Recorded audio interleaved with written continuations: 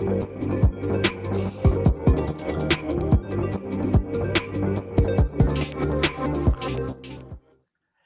everybody, you're listening to and possibly and hopefully watching the Comic Book Bears podcast. I'm Bill Zanowitz, I'm Steve Morey. I'm Caleb Alexander McKenzie. and we are your hairy, heavy homos that talk about comic books, but you don't have to be a hairy, heavy homo to listen in or possibly stream in. I'm going to defer to my cohort counterpart and collaborator Steve Morey because he's going to explain to you what's a little different. As you might see, there's different fonts that we have for our names right now because we've switched over to another system.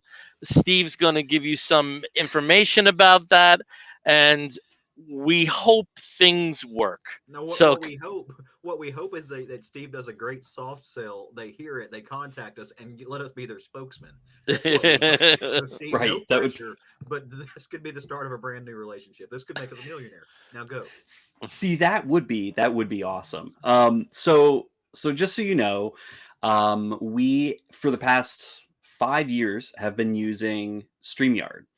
And just at the end of last month, we let StreamYard expire, and we found a new platform to go and do all of our recording on and our streaming.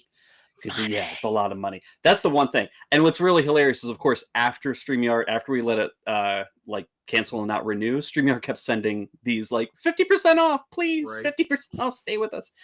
And who knows? Maybe in the future we'll go back to them. They were a great platform for us. We really appreciated working with them. They were really good, but the cost just got out of control. But Riverside came along, and they were a pretty good deal again for the first year. And I've been playing around with their stuff, and it seems pretty cool. And so, fingers crossed, it will do well by us going forward. The only difference here for the streaming side, though, is that it's a little bit different. There will probably be a watermark somewhere, maybe somewhere on here. Not sure. But in general, you should be hopefully seeing and hearing us the way you normally see and hear us. So It's just letting the throngs of people who steal our videos know that there's going to be a watermark. So I have a question because I'm a little bit new to this. So on the previous platform that we used, we could see like a chat box of people watching live. Do we have that we can see with this platform as well? So folks can, if they are watching this live, they can chat us or talk to us? Well, we can definitely see if anybody can see us if they're chatting. So I'll just attempt to put a message here in the live chat. Hello, party people and comic book fans. We'll see. Oh, there, I see it. I see it. Okay. Got it. I'm a girl. Excellent. So at least you can see. So we can see ourselves. But if anybody is able to watch tonight, let's see if other people are able to chat. We're playing with this platform. We're not really sure the best way to do it all. We're still learning on it, but it's pretty friendly. And I really do like a lot of the options that I have at my fingertips. So we shall see. Yeah. And as you may have been able to discern, Caleb is really low in the mix. So we're trying to figure that out. We'll fix it in post. I don't know. But we'll do our best. So Caleb may have to be making love to that mic tonight. I'll get real up and close. It'll be All a right, cool. little bear SMR or what ASMR, whatever that is. Bear SMR. Bear SMR. That's my new podcast, Bear SMR with Caleb. And I have to say, with the fonts that's where our names and descriptives are, they completely mirror the graphic for the Beach Boys' Pet Sounds album. Oh, they do. That's nice. That's kind of Huh. cool. Yeah. So for once, this came in handy. Doing it in back. Yeah. Oh, excellent. Those Superman toys. I've gone crazy. I love that. I love too with this platform that I think the other one did like some weird color correction. Like your guys' studios or your offices are all like bright and stuff like that. I feel like I'm in a cave. Yeah, you did look like you're like I don't know, like kind of on the run from the Stasi or something. Yeah, right, we You got know, it's Arkansas. it's very Eastern Yeah, European feel, well, Arkansas feels a little like bit like early Eastern Europe right '90s. now. You know, like just before like everything fell, but it's still an oppressive because we are, That's you know. that's not what Arkansas doesn't feel like. That's pretty much what it's like here. I mean, seeing as how they're trying to argue right now that ICE can just go anywhere at any time and just Oh, hang oh, out. oh, oh, oh, oh! I forgot something, but we got to talk about this episode. Uh, Ooh. Bill got I real have to excited. eat.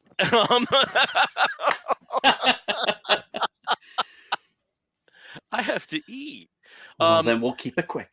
so anyway, this particular episode is yet another one of our film episodes because we all have seen and are going to weigh in with what we thought about the Fantastic Four First Steps, the latest movie in the Marvel Cinematic Universe group of movies. Yeah.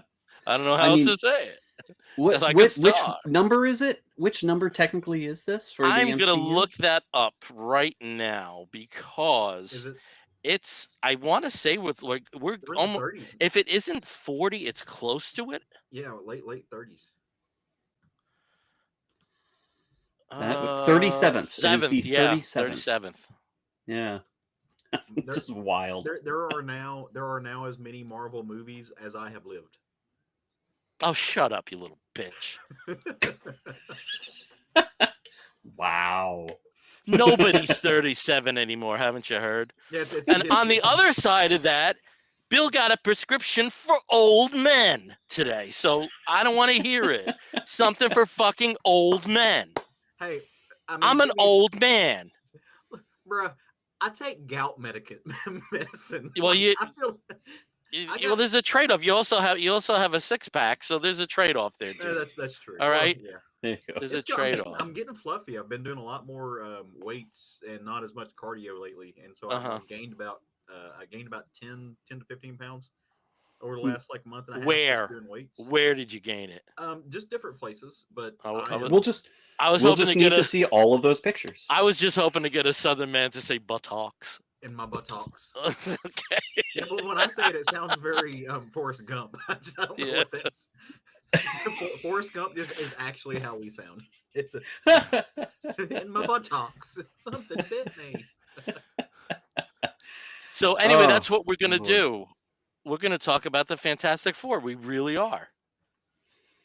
And I think it's telling that we are talking about the Fantastic Four, and all of us are just really good moods, right? Yeah. That Yeah, that's like we're all that's a kind s- of bubbly, kind of giddly. We're Yeah. light. It's like, and that I think plays into a lot of what we thought about, or at least what I thought Mhm. about this film. Okay.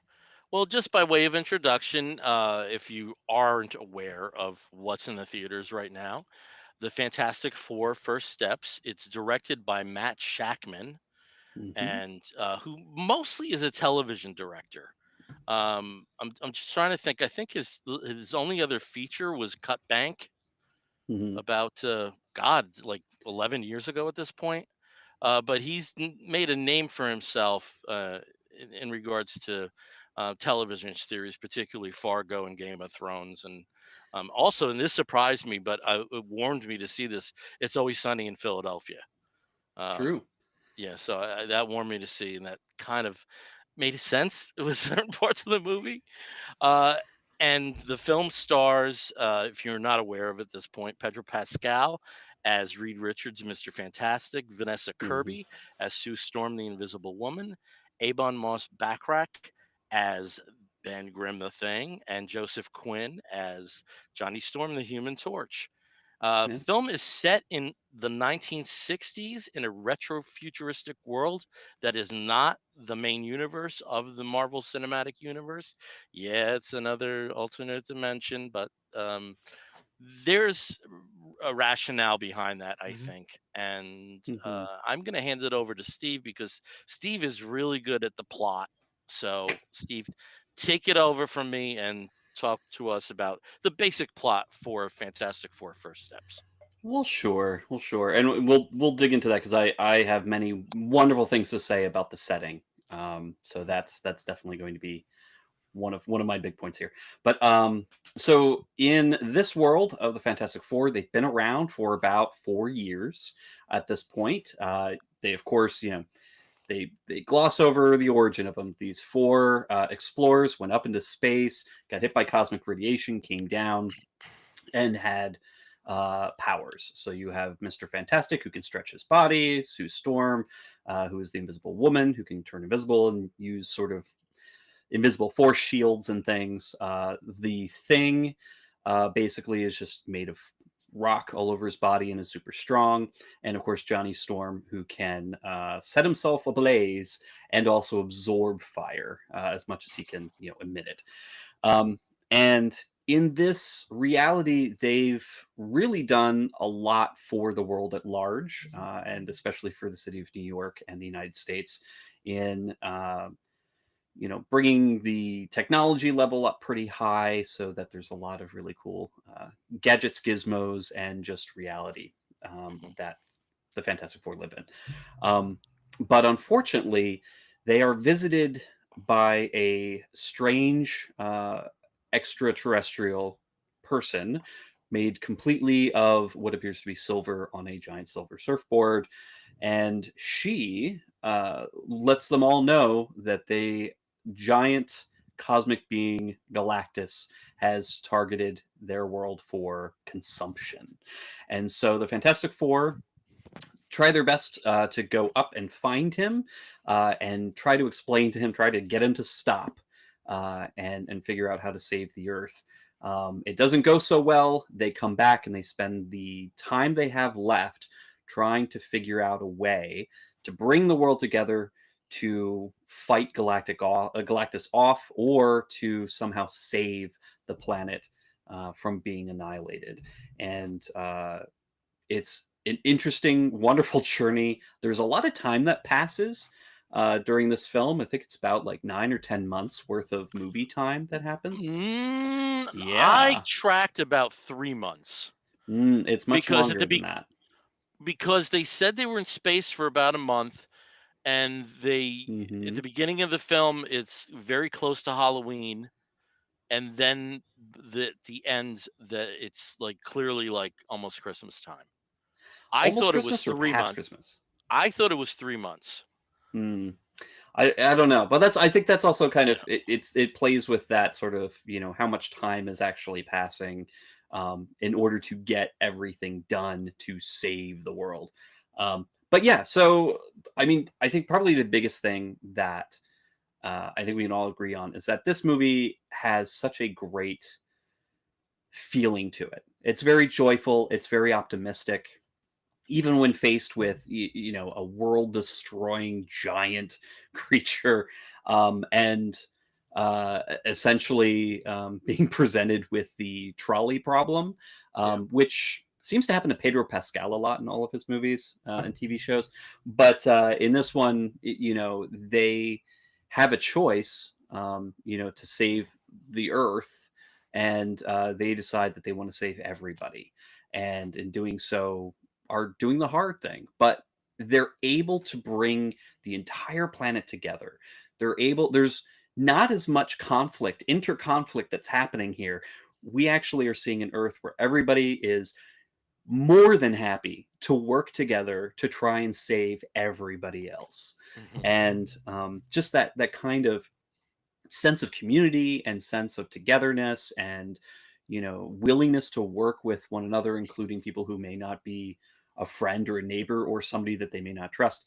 It looks so easy in this world of Earth 818 that's been presented here. And I think the Fantastic Four itself as a team really embodies that sort of that futuristic optimism, that kind of we said retrofuturism, and it really is. It's a template of like 1950s and 60s sci-fi, but contemporary sci-fi.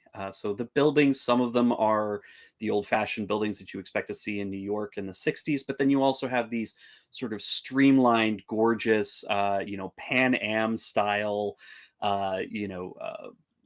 just curved buildings and single person cars with bubbles, and it's flying police cars. So there's just a lot of interesting technology at play here, along with 1960s fashion and just kind of the general outlook and attitude and behavior of all the people that they encounter. Where really the only bad guys that seem to exist are the supervillains that they fight, as opposed to political enemies or people on the street who are just mean to each other. Like, that doesn't seem to happen or exist here in this planet since the Fantastic Four got their powers and came back. Yeah, So, they've become a huge inspiration. absolutely. For a And number of people. Mark Gatiss, who's another person who appears in this as a TV host, kind of like an Ed Sullivan character, kind of represents that. It's like the general public's opinion Yeah. of this super team. He's like, hey, look Yeah. at these wonderful people. Let's look back on how great they've made our world. Yeah, that's where I'm gonna disagree with you, because I thought that was more like a character like Jack Parr, who was the original Tonight Show host. Yeah, maybe a But Jack Part. but Yeah, but the it's thing was, definitely a the Tonight Show yeah. when it started, it was much more of an interview show, and Right. and Than a really variety show. avoided the variety. So that seemed to be, Mhm. but in a beautiful nod to another foursome known in the 60s, a lot of those graphics are lifted right from the first appearance of the Beatles on the Ed Sullivan Show, which I Right. thought was a really, really clever nod. Definitely. But and the only complaint for everybody's style and fashion and whatnot, because everybody looked gorgeous, everybody looked wonderful, authentic, I guess, for the period, except for Sue's hair. And it was not very 60s, but also from an expert that I know about wigs, that was not a good wig, and it had too much hair. And definitely was not styled properly for the time period. But other than that, I mean, if you're gonna, it gets to the point where you have to nitpick, really, when you're looking at how everything looks. They're from their costumes being, having like the like turtlenecks with some general like sweatshirt fabric and things like that, along with everything else. It definitely seemed like they thought of almost everything in the way that this film looks. So that I massively appreciate, and I thought it was gorgeous. And that extends to the villains too, or the big villain, in the attention to detail and how they look and how close it is to the comics. So I don't know if anybody else wants to talk about Galactus here. He's big. Yeah, I gotta say, I never thought I'd see Galactus like that. No. I thought they'd always cheap out, and it really was, out of any kind of live action visual, the closest in my head we've come to seeing a Jack Kirby creation. Yeah. Yeah. And Kirby informs a lot of this. There's a lot of Kirby in this. Well, and what's funny is, like, I remember watching the Eternals, and there are moments in the Eternals where I had that same feeling, like, oh, that's a really cool nod to Kirby that we really haven't seen before brought to the big screen. And I was like, I love seeing those elements and being able to pinpoint those. And then you watch this, and like, you think about it, it just elevates that statement. Like, no, actually, what we saw in the Eternals didn't hold a candle as far as like the Kirby-esqueness of it to what this did. The mechanics of everything, and you know it's, you go back and reread these books, and it really is, it's kind of the same aesthetic thing that I love about the Jetsons, right? It's a mid-century modern take on sci-fi. It uses all those mid-century modern elements, and it's just fun to see that world brought to life. I couldn't get over just those little neat moments of just the visual language that they established really early. I have to say, I also really loved. I mean, this extended to the furniture. It extended to the home of the Fantastic Four itself, where you had that gorgeously quirky central console that was a television set, stereo unit, and fireplace, Yeah. which I've seen before. I've seen Yeah. pictures of that before. I've seen, the concept in a lot of that sort of 1950s, 1960s sort of futuristic. This is the home of the future. Everything's sort of in the central Yeah. unit, and I you grew kind up of with sit one of those around it. big sofa-sized consoles at my grandma's house, right? And it Yeah. had the 8-track player, and it had the tape deck, and it had the TV built in, Yep. or the turntable built into it. The thing was huge. I don't even know if it's still there anymore. I'd love to go get it and refurbish it someday if it's still at their like the house that it used to be in, which is still in my family's like property in the middle of nowhere, Arkansas. So, but yeah, like it was because like I said, so I've been going back and reading a lot of those comics. I finished actually, first Fantastic Four not too long ago. I went back and read the first 39 issues of Spider-Man, going through and reading all the Namor stuff right now from that era. And so in doing that, I've been soaking in a lot of the like that visual representation of like the 60s and early 70s art. And to what Bill was talking about with like this reproduction of the Fab Four on the Ed Sullivan Show, Kirby was doing a lot of that work too, and so was Ditko. I mean, Hmm. Dick Ayers, uh, even Ramita. At some point, he was taking a lot of that element that they were seeing in real life Yeah. and just futurizing it just a little bit with the Yeah. almost this very kitschy Yeah. ideology of Ramita, that area. particularly with fashion. Yeah, Yeah.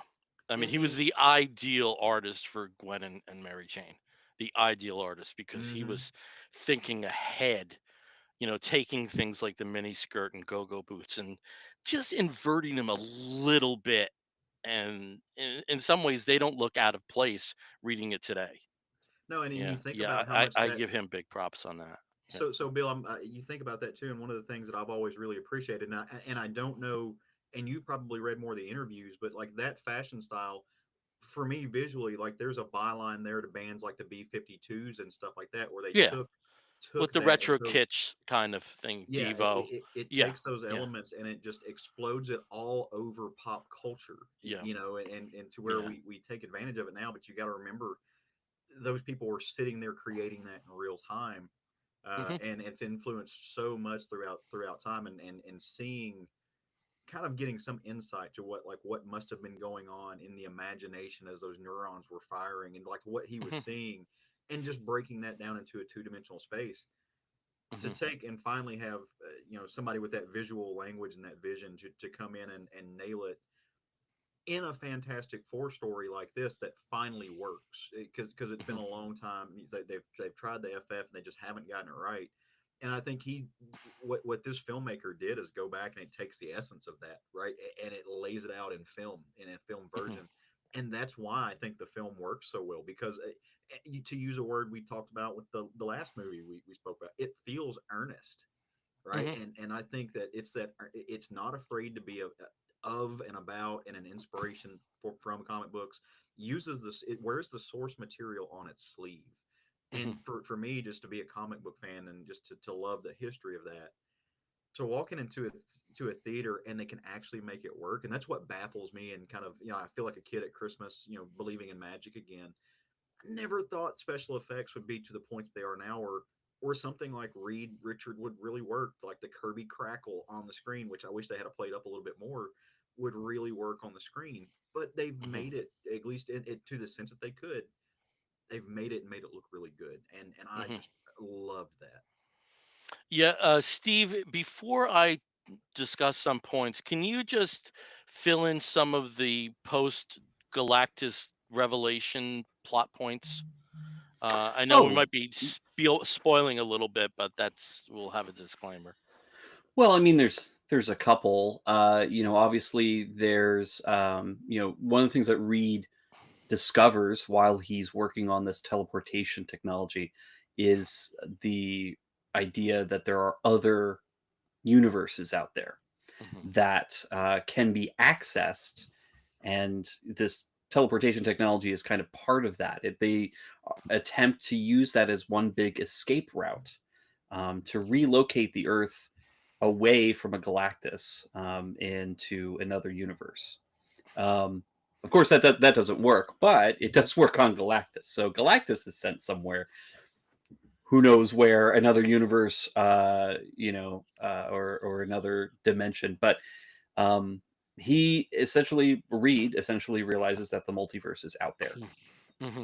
Um, and that that obviously has some consequences. And if you did watch the Thunderbolts earlier this year, one of the credit teasers was, of course, uh, the Fantastic Four ship appearing above the main MCU Earth. Mm-hmm. So they do figure out a way to go themselves into this other into other universes. One of the other things too, and it's at the very, very end, and you have to sit through all the credits, which you should do anyway, to support all the people that work on this movie. Um, but they make a very, very, very quick reveal of a certain Victor Von Doom. Mm-hmm. Very quick, very, very, very Mm-hmm. quick. But that obviously is going to play a big part in what Marvel is planning for next year and the year after, with the next Avengers, next two big Avengers movies. Mm-hmm. So Which the Fantastic Four are part of. absolutely, yep. Yeah. Um, the first thing I want to say is, and I don't mean to get all like grandiose about this, but not only will it be a crime if Kazra Farahani, who was the production designer for this film, not only will it be a crime if he's not nominated for an Oscar for that work, Hmm. it will be a Oh, crime if he doesn't win the Oscar for this work because it really felt like a fully thought out and comprehensive universe. I hmm. don't think I've ever enjoyed a film that much from a production design standpoint as I have for this film. Maybe the last time was that even came close to it was maybe the first Avatar. Um, Yeah, it's world building. it is a stunning, stunning example of work. And just for you guys, if you ever want to Google him, he's easy on the eyes too. So there you go. But that was the first thing I wanted to say because out of every element of the film, and I do think the film gelled beautifully. The score gelled beautifully with the action was that was serving as its underscore. The chemistry between the main four actors very much felt like a family, very much felt like a family. I know that Pedro Pascal is getting, Vanessa Kirby kind of across the board has been getting rave reviews as Sue, and she really is hair aside. She really is the embodiment of what I think somebody like Sue Storm would be like. Just this fierce mother first and foremost, and I only have praise for her. But with Pedro Pascal, there are a couple moments where he's at his board and he's trying to figure out what to do next. And the conceit is this is if not one of the smartest men in on the planet, the smartest man on the planet, and he's stymied, and he plays that so well. I was Hmm. really impressed with him throughout this Yeah, film because there is that weirdness to Reed Richards. You know, that he's not cut from the same cloth as other people. There's an inherent strangeness to him. when when And yeah, go ahead. when you're with Reed Richards, you're with a person. It's like being with like really hyper genius person, right? Hmm. You're sitting there having a conversation with them, and you can tell in their facial features that they are working 9 or 10 math problems in their head. Yeah, It's people who can legitimately function like that, like a functional multitasker. I mean, that's what's yeah, being. It's like being around a savant, and like you're talking to them, but their mind's in 14 different places, and yeah, that's what it felt like while also being very human. yeah, You can go to a more comedic version of what that is. Like, I mean, obviously, like the low hanging fruit is a show like Big Bang Theory. That's about like a hyper genius person that's got a lot of those things happening, and it makes him awkward, right? But I mean, this plays it up to a more serious role and puts a whole lot of like just pathos in there, um, and just brings it to a level. It's like, yeah, like that's what it would be like to love somebody like that. yeah. But I was very impressed with him, and there were so many things about the film that I loved that are just work on a meta level. If you know the history of the Fantastic Four in film, there was a 1994 film that was never released, uh, that Roger Corman produced, and all four of the Fantastic Four actors have roles in this film. I just love meta shit like that. Um, and one of the coolest things to me is Herbie the robot Yeah. comes from the late 1970s animated series that was created for Saturday morning. The reason Herbie was used is they created this character to stand in for Johnny Storm because this is, the peak of action for children's television, and there was a Right. concern that if you saw a Human Torch, that kids would set themselves off, set themselves on fire to be a Human Torch and play as the Human Torch. Um, and to see this character, maligned for decades, as a children's creation, have such a pivotal role in this film, and that it also naturally fits so nicely into the retro futuristic elements. Oh man, like you said, I forget what we were talking, like what parlance we used, but this movie put a smile on my face, and it kept putting a smile on my face, Yeah. Yeah. even though the stakes were very real, um, for what's going on, uh, with the possible ends of this planet. Um, and seeing the situation where we exist right now compared to what we see in the film of unrelated, unconnected people working together, Hmm. towards one goal. I mean, the more I see of that, the more I hope it rubs off on our psyche. Mhm. I doubt it, but I really hope that there's, at least for kids younger, like kids. If I saw this movie as a kid, I would want to know more about the 1960s. I would want to know more about, how life was at that time, what the geography was like, what New York was like. New York is a character in this film as well. It's not the New Yeah. York we know, but it definitely is. And this movie just works on so many excellent levels. It excels at what it sets out to do. And when I first found out that the Fantastic Four film was going to be to the side of the MCU, to me, again, there's my whole, um, alternative reality, fatigue. We've had too much of the alternative universes. Right. But here they did it right.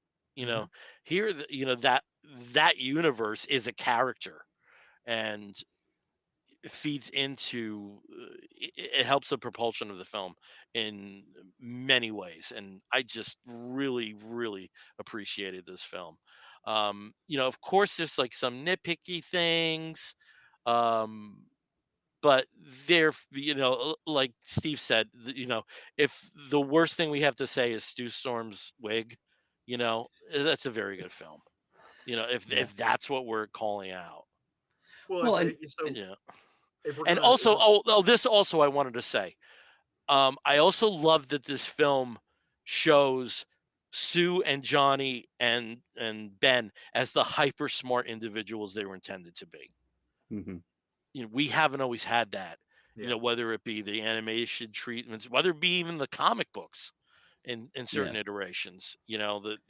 Particularly Johnny and Ben have been dumbed down. Where hey, this would be, an aerospace pilot and, a wonderkind, in terms of having the comfort level of a 17-year-old being on a flight like this, yeah. because his appreciation of science, was so advanced, and just seeing them be a hyper smart really made me feel good, Yeah. It's because I think because I that's think I think that's the best version of the Fantastic Four, when you know that all four of these people, Reed's always going to be the smartest person in the room, but you take Reed out and put somebody else in the room with you, and that other person is the smartest person in the room. Hmm.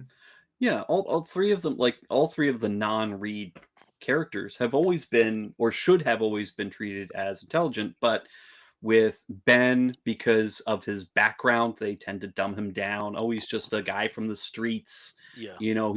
Just a guy from the neighborhood. So of course, street tough can't be, anything better more than street smart, which is not the case. Obviously, he's an astronaut. He's a pilot. And Johnny Storm, I think a lot of writers mistake immaturity for ignorance, and that's not the case with the character, or should not be the case with the character. And I think they played very well on that in this film, because he's all about girls. He's kind of flippant and silly, and makes a lot of, cracks a lot of jokes and whatnot. But he also is the one who deciphers an alien language that has no correlation on anything on Earth. And the only reason he did is because he listened to a couple phrases. Found out what what one phrase meant, what those words could mean, and was able to extrapolate almost an entire language from it.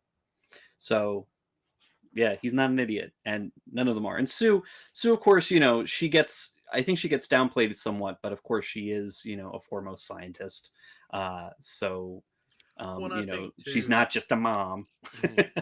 I think too, in the formulation of those characters, they also get written in the context of the other, the juxtaposition of the other stories that they were being written at Marvel at the time, especially. So you're talking about the dumbing down of Thing. I feel like a lot of that was a weird reflection also from Bruce Banner and the Hulk, because those two were constantly kind of the foils for each other, the big hulking figures, and compared to they wanted somebody to be a wisecracker in that too. Yeah. And I think to some degree, you've got Johnny being a little bit of a reflection of Peter Parker too. They're not the same character, obviously, but I feel like there's a lot of reflection in those. Well, and it's easy to say too, because these are the profiles that are being created. It's the like Bill said, it's the Wonder Kids, right? It's these teenage folks, and they did that with Rick a little bit as well in the Hulk series too. Kind of that, like, Rick Jones is also not a dumb kid. Yeah. You know what I mean? Like, so it's just think of how many times the friggin' Teen Brigade saves the day in those early stories. It's unreal. How many times, and But that we would, I never mean, know that's anything about. That's one something somebody can write about. Whatever happened to the guys in the Teen Brigade? Are they Silicon Valley millionaires? Are they, in rehab? I mean, what happened to them? Are they both? Are they both? Yeah. That's a that's our good book. pitch to somebody. That's a good pitch. Whatever happened to the Teen Brigade? So, and this, I want to talk. You were talking about the visual. We going back to the visuals and the look too. This may be some like film ignorance of mine too, but when I was watching the movie, there were moments where I was like, "Oh, that feels like a lot of the same color palette that Wes Anderson would use." It's very not much like a Wes Anderson movie, but it's like the color palette was kind of close at some times. But again, I'm not a movie. At least the Earthbound scenes. Yeah. I would agree with Well, that. I think that's just more or less a coincidence, because that's exactly the aesthetic that Wes Anderson tends to go for. He likes looking at those 60s postcards, 50s postcards. Like, that's kind of his gag. So I think it just kind of matches with that, because he happens to make movies very similar to that kind of aesthetic. But this was anything but twee, which was a concern. I was concerned at first that they were going to be a little bit too aw shucks gee whiz, trying to go so over the top. Look how special the 60s is, and how peaceful and wonderful everyone is. They are able to kind of avoid doing that and still make it a very wholesome kind of picture. Like, the city, the interactions that they have with people. I mean, these are all adults. They aren't like parodies of adults, but they aren't pushing conflict like a lot of other MCU entries are, where everybody's kind of at each other's throats. This is a world where people are positive, but they're not naive. Yeah. Yeah. And they're not constantly making sarcastic remarks. Like, it felt like it was not written by by the current crop of Gen X I have Yeah, and that was writers, like another all the thing. other movies. I know that there were like 3 credited writers, I think. This felt like a very unified it script. was It very did. cohesive. It felt Yeah. like a very unified script. So, whoever marshaled that that effort, like salute to them. And it's been interesting with James Gunn, some recent comments, where he said, some of the downfall of Marvel films has been that they start without a finished script. Right. This may be an exception to that. This felt airtight. Well, I Yeah, think it probably did because it didn't have to worry about every other Marvel movie somehow in the yeah, past and in the future all tying together, which they've been working on that framework for at least since the original Iron Man. There's always a look at, okay, how does this connect with the next thing? How does this connect with the next thing? We need to have a cameo. We need to have we need to have somebody pop in because we're going to connect it to their film, and then that film's going to be connected to this other film, and then it's going to refer to this other yeah, thing. And I mean, we saw what happened with Captain America this year. That's exactly what happened. They constantly were trying to anticipate release dates for other properties in order to affect and change the plot. And so the plot and things that were happening and characters were being dropped, brought in, changed, reworked, reversed, all of that because of what was happening with other shows, other films, other, everything. And so this didn't have to worry about that. It was always planned as a separate, its own thing.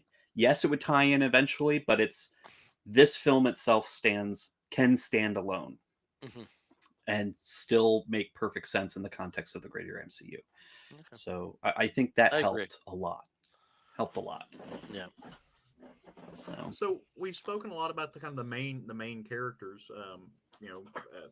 Well, we can talk about Ebon Moss, Bachrach all day long. I love that man, whether he's in the bear or this. I thought he but the made thing with him is, I was impressed with him because it's essentially a vocal right. It's a performance. voice act, right. It's but it's just a nailed voice it. I acting. thought I know they did motion capture for almost all of it and stuff, but um, I think he's, in terms of being effective as the theme, far beyond the two, well, 3 people who've played it on screen before. yeah. And I think you Right. could say that about everybody. It is a shame that Chris Evans didn't have material this good um, Yeah. for when he had the reigns as Johnny Storm. True. Yeah. Well, True. what did you guys think about some of the other side characters? So, like Julia Garner, her version of the Silver Surfer. We see. Um, what year did the female version of this debut? What do y'all remember what that was Oh, from? that was like a what if, I Yeah, think. Yeah. Yeah, I think, It and was it was a what if because it was Shia LaBeouf Shalabal. for, yeah, Yeah. yeah, It first. was just switching like whether it was Norrin or Shala, and in the what if it was Shala who chose to sacrifice herself to So save yeah. her planet. yeah, and the whole sequence with her. I mean, they didn't have to. I mean, how long was it? Like 2-3 minutes, maybe. Yeah. In total, where they gave her a backstory, but you knew everything you needed to know Yeah. from that. Well, She saved her planet, and I thought that's that's what this movie did really well, and I thought it was what Superman did really well too. They gave you kind of just like a Cliff Notes version. Here's what's happening. yeah. Here's what's happening with Superman. We're giving you Yeah. what's important. Yeah, You don't and need they to can get in do the it. weeds of this. Yeah, It's the same. It's the Spider or it's the Star Wars crawl, right? Like you're getting a yeah. whole thing right there, and now you're caught up with like 4 other movies worth of material. hmm Go. And I think this did it really well, not only Yeah, with the Fantastic Four, but also with her, with also yeah, with Galactus to set yeah, that up. I thought that was really, really yeah. well done. Because Uh, really, Galactus is the only one that has like, um, I think because the Surfer's dictating it, has that internal flashback. right. I think, and the Fantastic Four, it was great that they served it through examples in media. The film clips. Hmm. Perfect to tell that story. Yeah. I have a There's one question. other. Caleb has a question, Steve. Oh. I have Okay. a question. Have they ever explained why Galactus needs a herald? Like why this Because I fancy piece of think shit? needs. I think in one of the in the last Galactus story, because he can't move without like um disrupting like Space. planetary Yeah. planetary orbits. I mean, he's so big, that like he'll destroy planets without even meaning to, and that's why he uses the Herald. And apart from the whole um issues of choosing who should what planet should go. Well, I always thought it was I the point believe was to that's try in to. the last Galactus story of like why he's basically stays put until he eats. Yeah, Hmm, I always thought it was just and I sort of know a lot of finding guys like that. or stay put when they eat. I don't know, Yeah. I always thought it was something to do with the Herald was supposed to find the planet that had the best the Resources, yeah, greatest the amount of amount of energy for him to nutrients. consume. Yeah, Yeah. yeah, Yeah, and yeah, at whatever given time, and it was their job to just give yeah. him the pathway so that he can get it most easily. But obviously each herald, or most of the heralds, kind of had their own agendas and would pick and choose. Like, hey, we got an entire Kree empire that has plenty of tasty planets. All the Shi'ar, tons of tasty planets, but why aren't they all getting eaten? Well, because the heralds actually have some kind of conscience most of the time, um, that dictates that they're going to try and find underdeveloped worlds mostly, or isolated worlds that aren't going to ruffle Mhm. the galactic feathers of Yep. other empires. So, Mhm. and they keep making that same stupid mistake with Earth. Like, nobody will miss this place. Are you kidding? Everything happens because of Earth. Mhm. There is one other person we have not mentioned, one other minor character, and you know, uh, Paul Walter Hauser played this character for I think a total of maybe 3 minutes worth of screen time, and I fell in love. It was a wonderful 3 minutes. It was a wonderful 3 minutes. Yeah. I mean, I almost find it kind of insulting for him because usually Mole Man is Awesome. treated what. Don't do. Mole Man is awesome. That was the finish. That was Moment at the bores end of the that shit out sentence. of me. Well, no, but he's treated as like as a hideous character. Like, oh, Yeah. he's so gross and weird and stubby, and he's just got this massive ego that he Yeah. really doesn't deserve.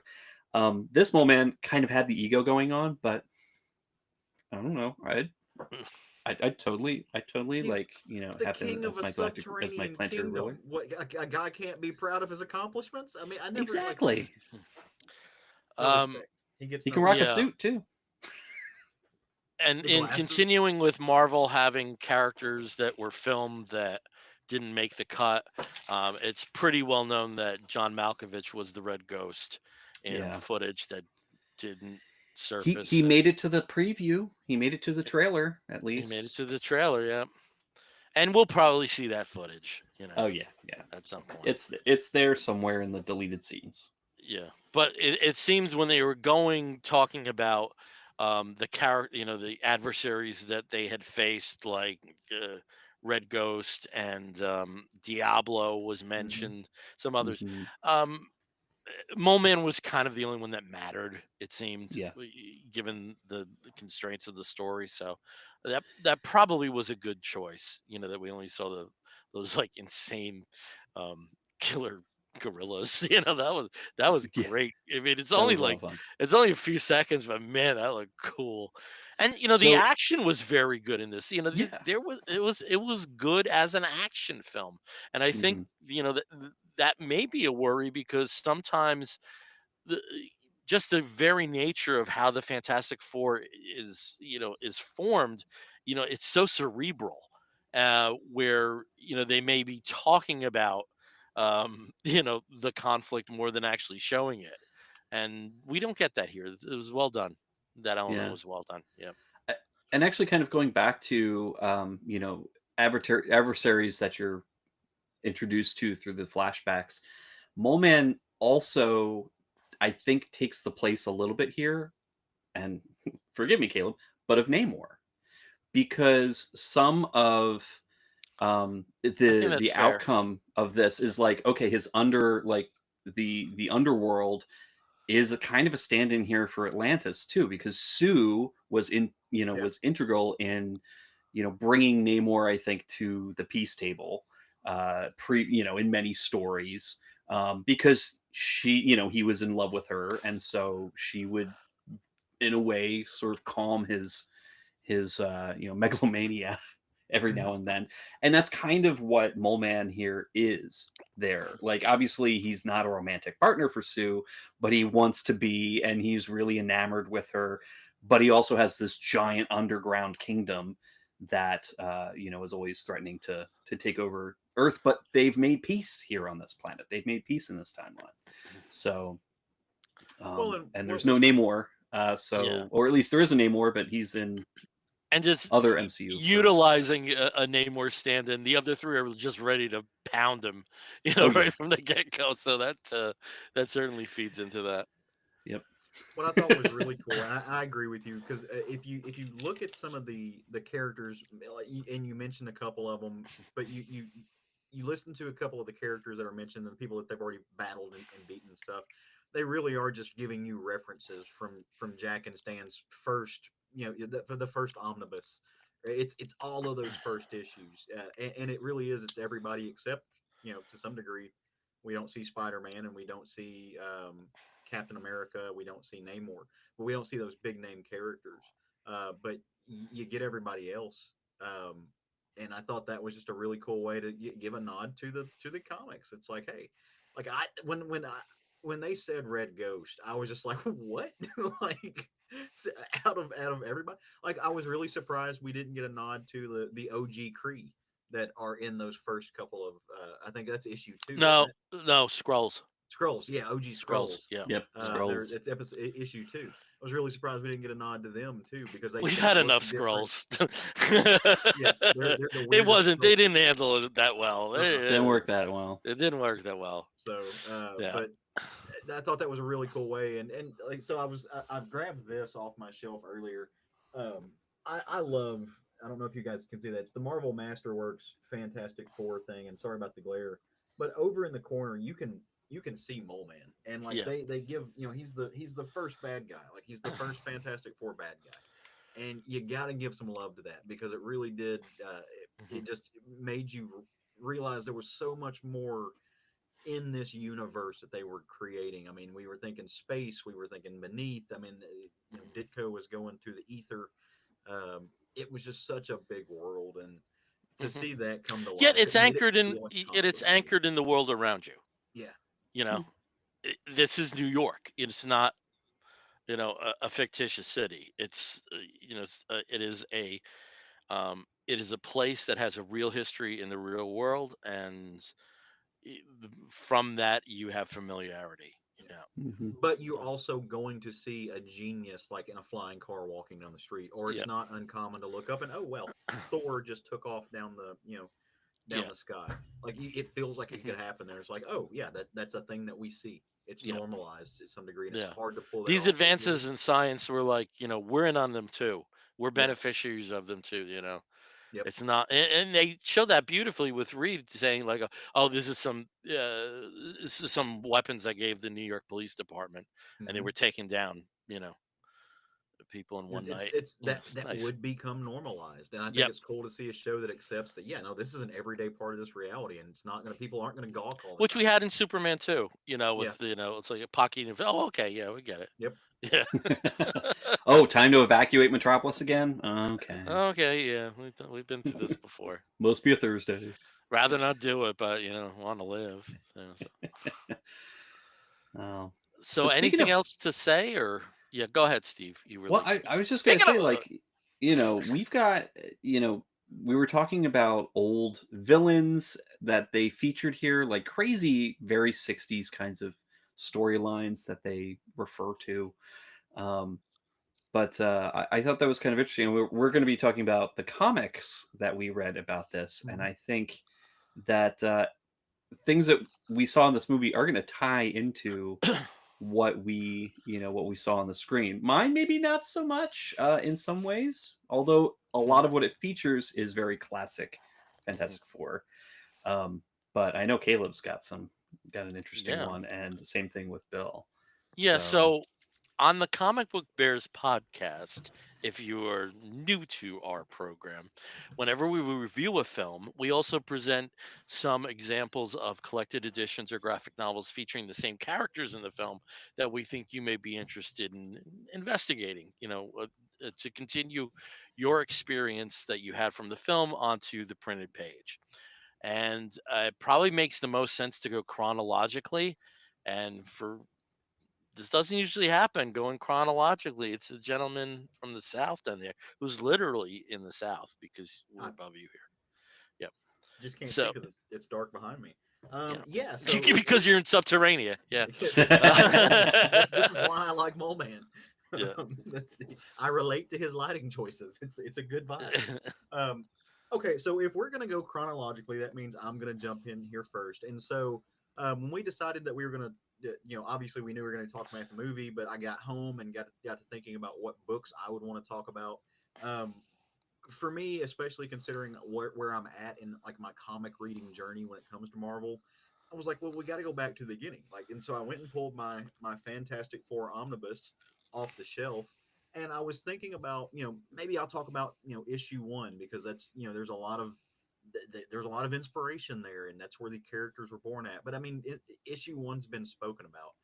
It went back to me as I was flipping through, and I hit issue 13, and I was like, that's gonna be it. So if you go back and read issue 13, it actually has a really big impact on the Marvel universe. There's a lot that happens in those four-part series, but it was it was interesting too because it's written by Stan and Jack and drawn by Jack, but it's also inked by Steve Ditko.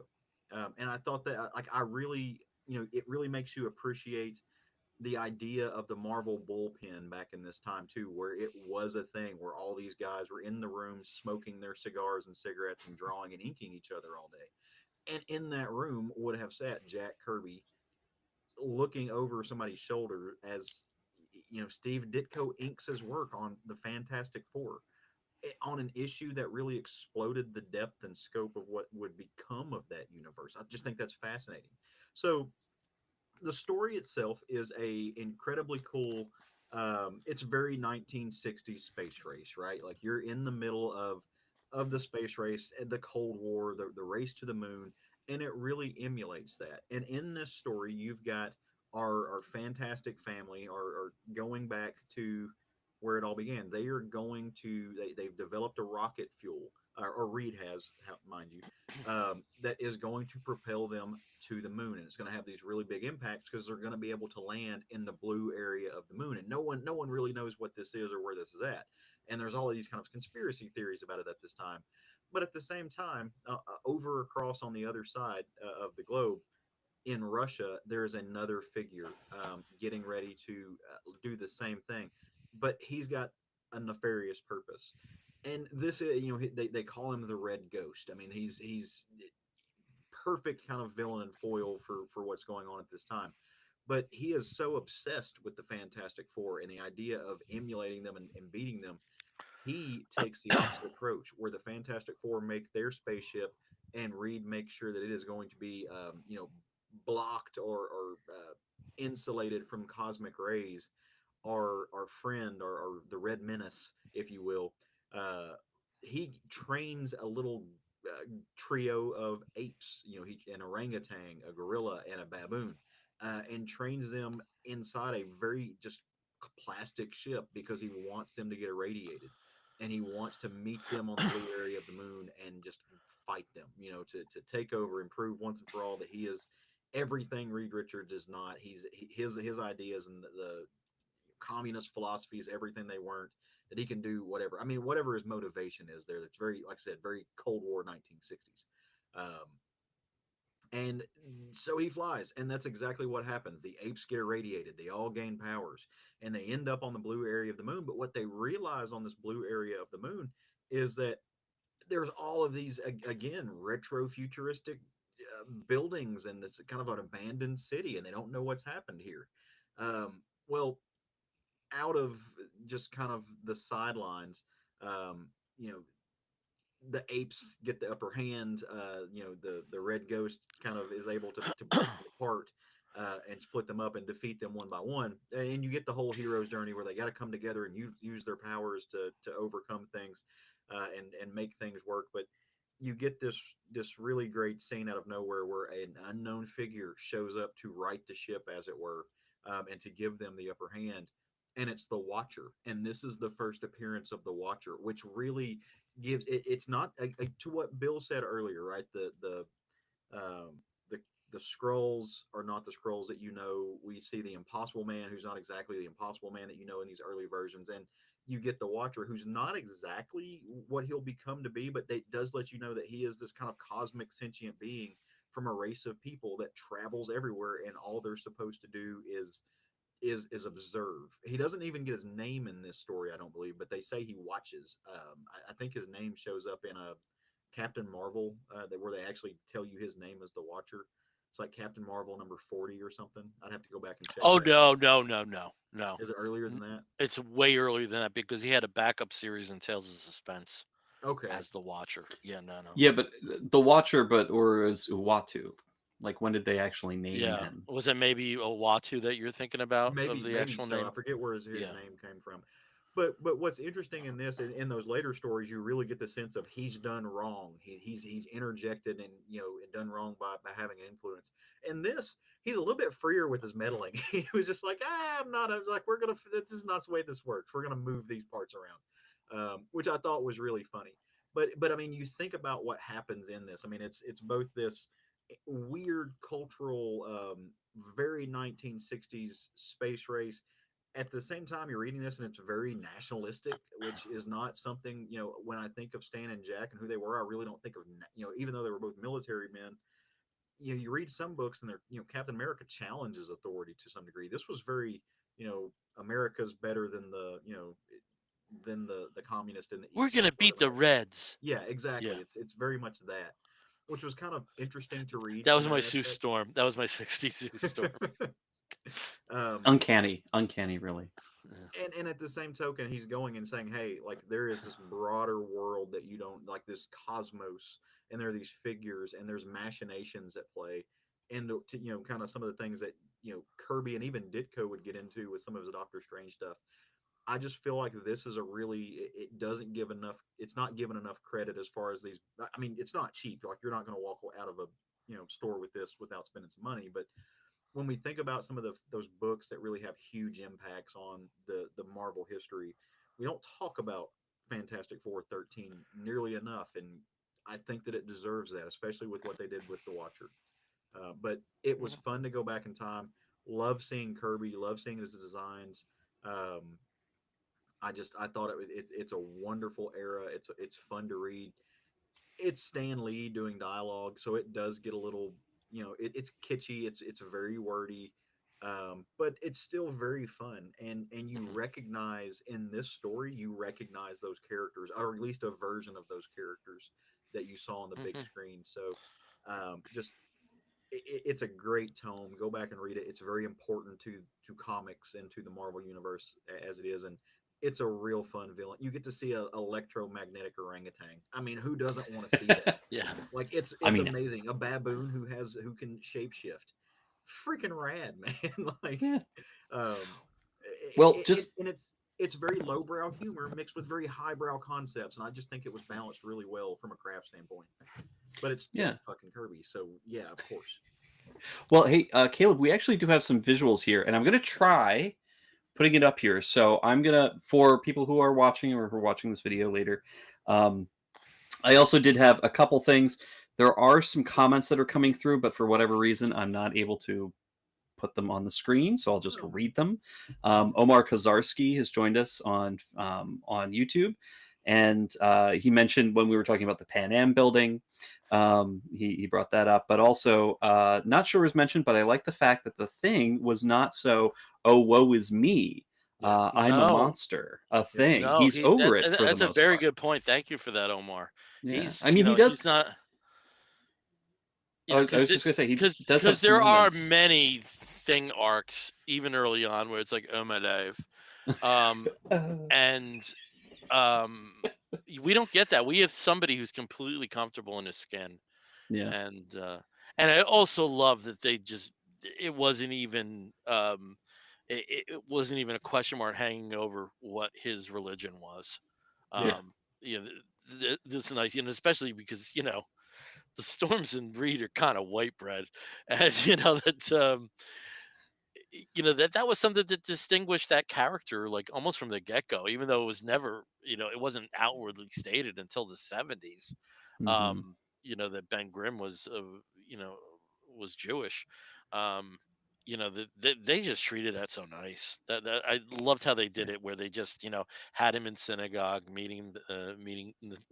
I forget her name, but I was just calling her Natasha Leone, and Natasha Leone. She just is just Natasha how Leone. just how effortless they you know introduced that element in there. But thank you for that point. That it really wasn't the woe is me.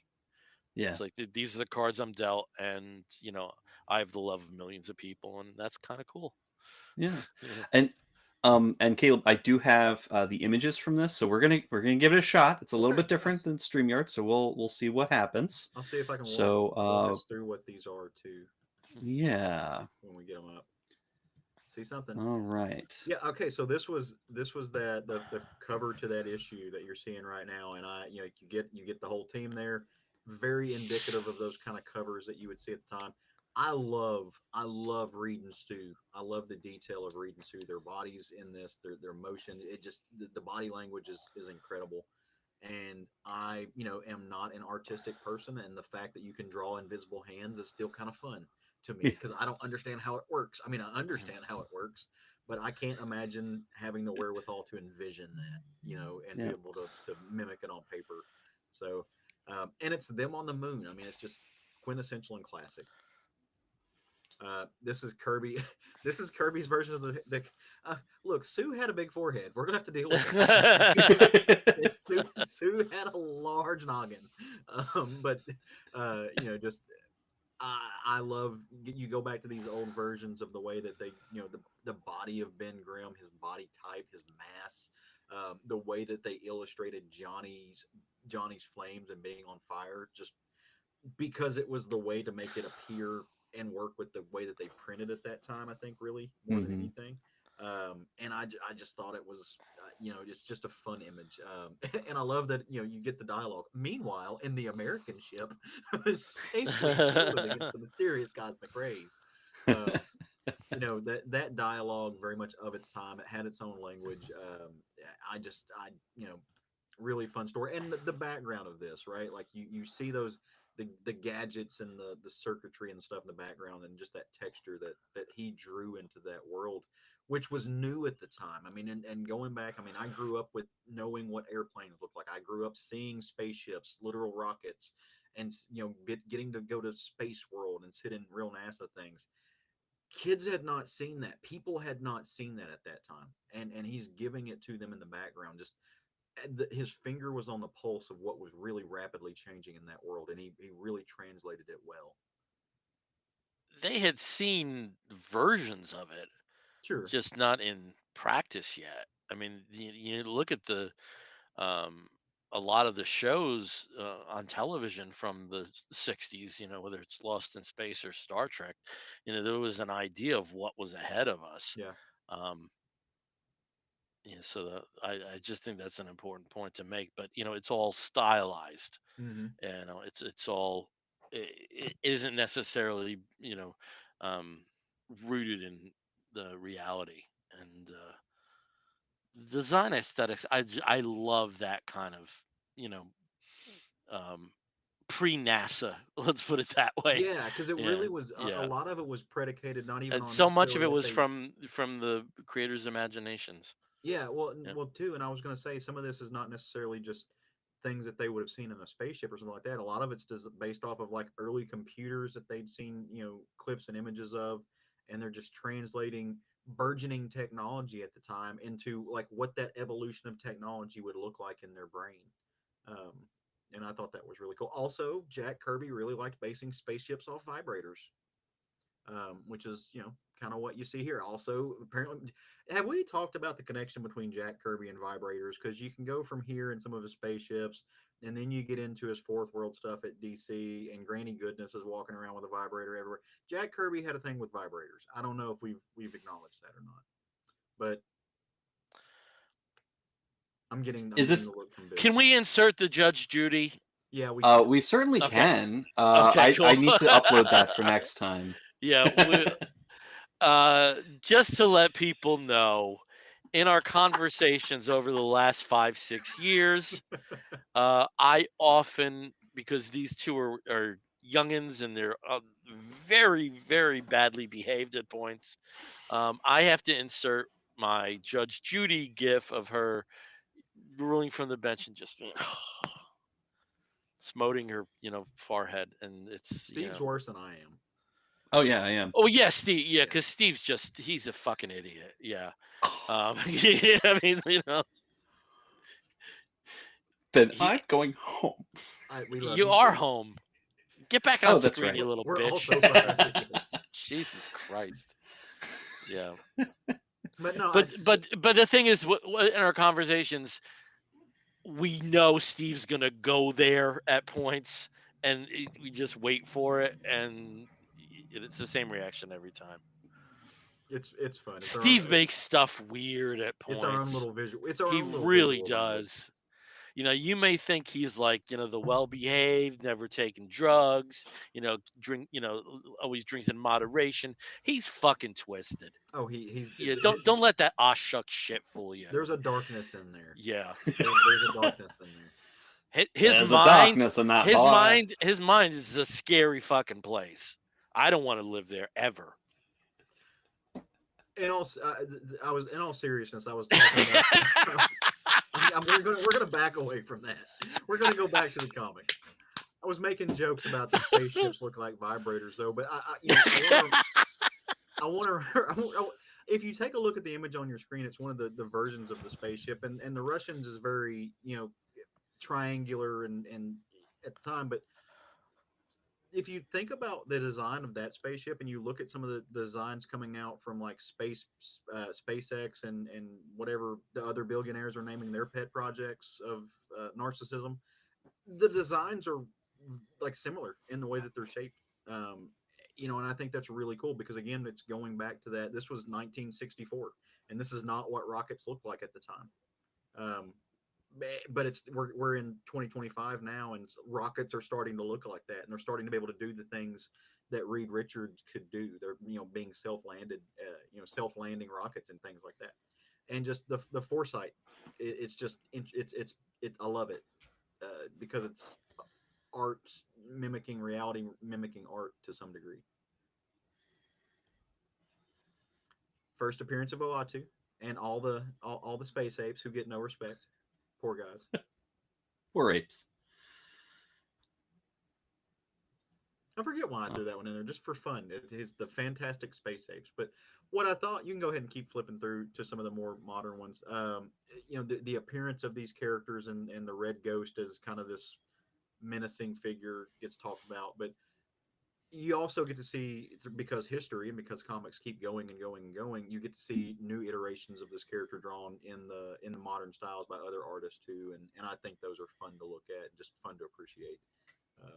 Different covers where he's presented. So, but yeah, go back and read that story. I think it's a lot of fun. I think it's worthwhile to revisit this kind of source material. And shout out to his appearance on the cartoon. So Awesome. Bill, you're muted. So upset. I'm muted. So, anyway, and gentlemen, I just wanted to let you know once we get through the Fantastic Four, I know we each have a comic to talk about. We are going to have to accelerate it to stick Yeah, I spent within a lot of 2 time on that. hours. I'm sorry. Yeah, I got excited. Okay, so what I chose for people, and I just want to make a few comments about Caleb with Stan and Jack's initial Mm-hmm. period. To me, that's mandatory comic reading. Mm-hmm. It really is. It's where the Silver Age. Yes, the Silver Age started with the Flash, or arguably John Jones backup, but the the 60s as we know it really started with the Marvel Age of Comics and with Fantastic Four, with the very important element of including soap opera in superhero stories. Nothing like that had ever Jack, been done. Stan, Steve, Bill Everett, um, Yeah, yeah, and just like that's one thing I have to. Marie Severin. Of all of them, though, I have to give that to Stan more than anybody, because it was his words that were Yeah. there. I mean, if you look at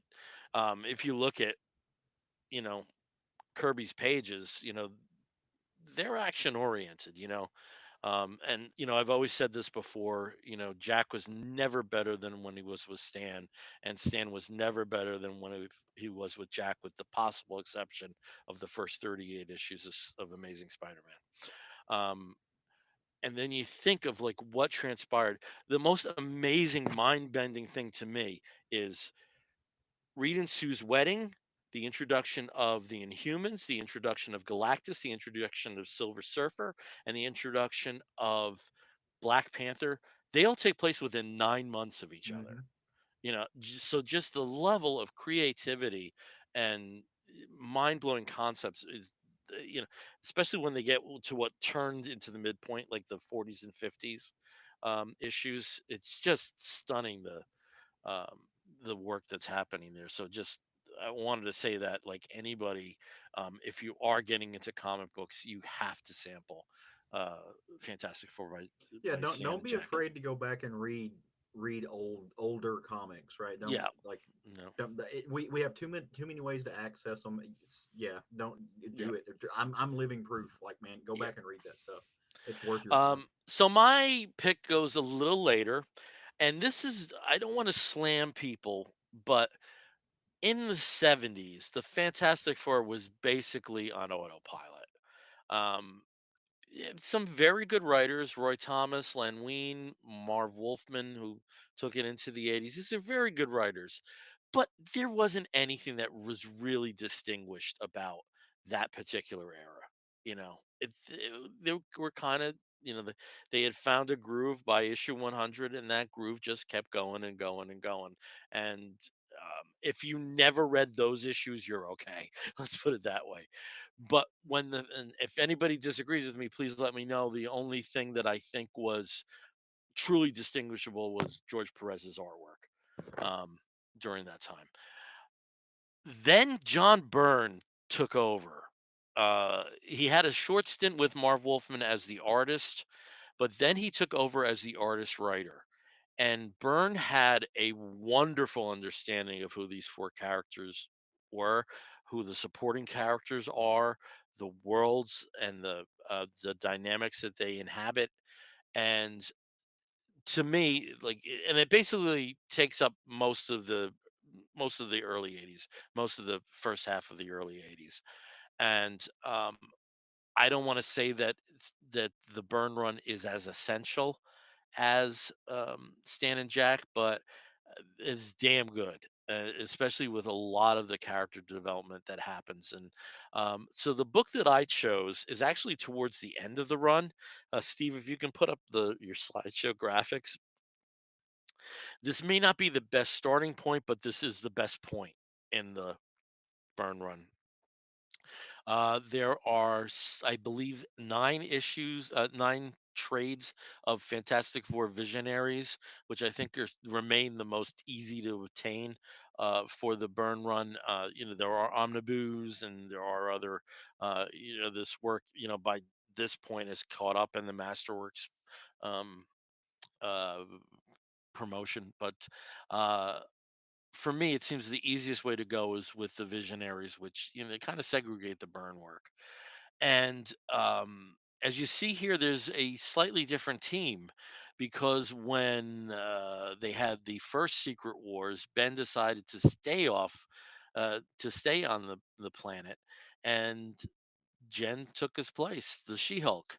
And this also ties in with something I said, with his understanding of the characters that did include Jen.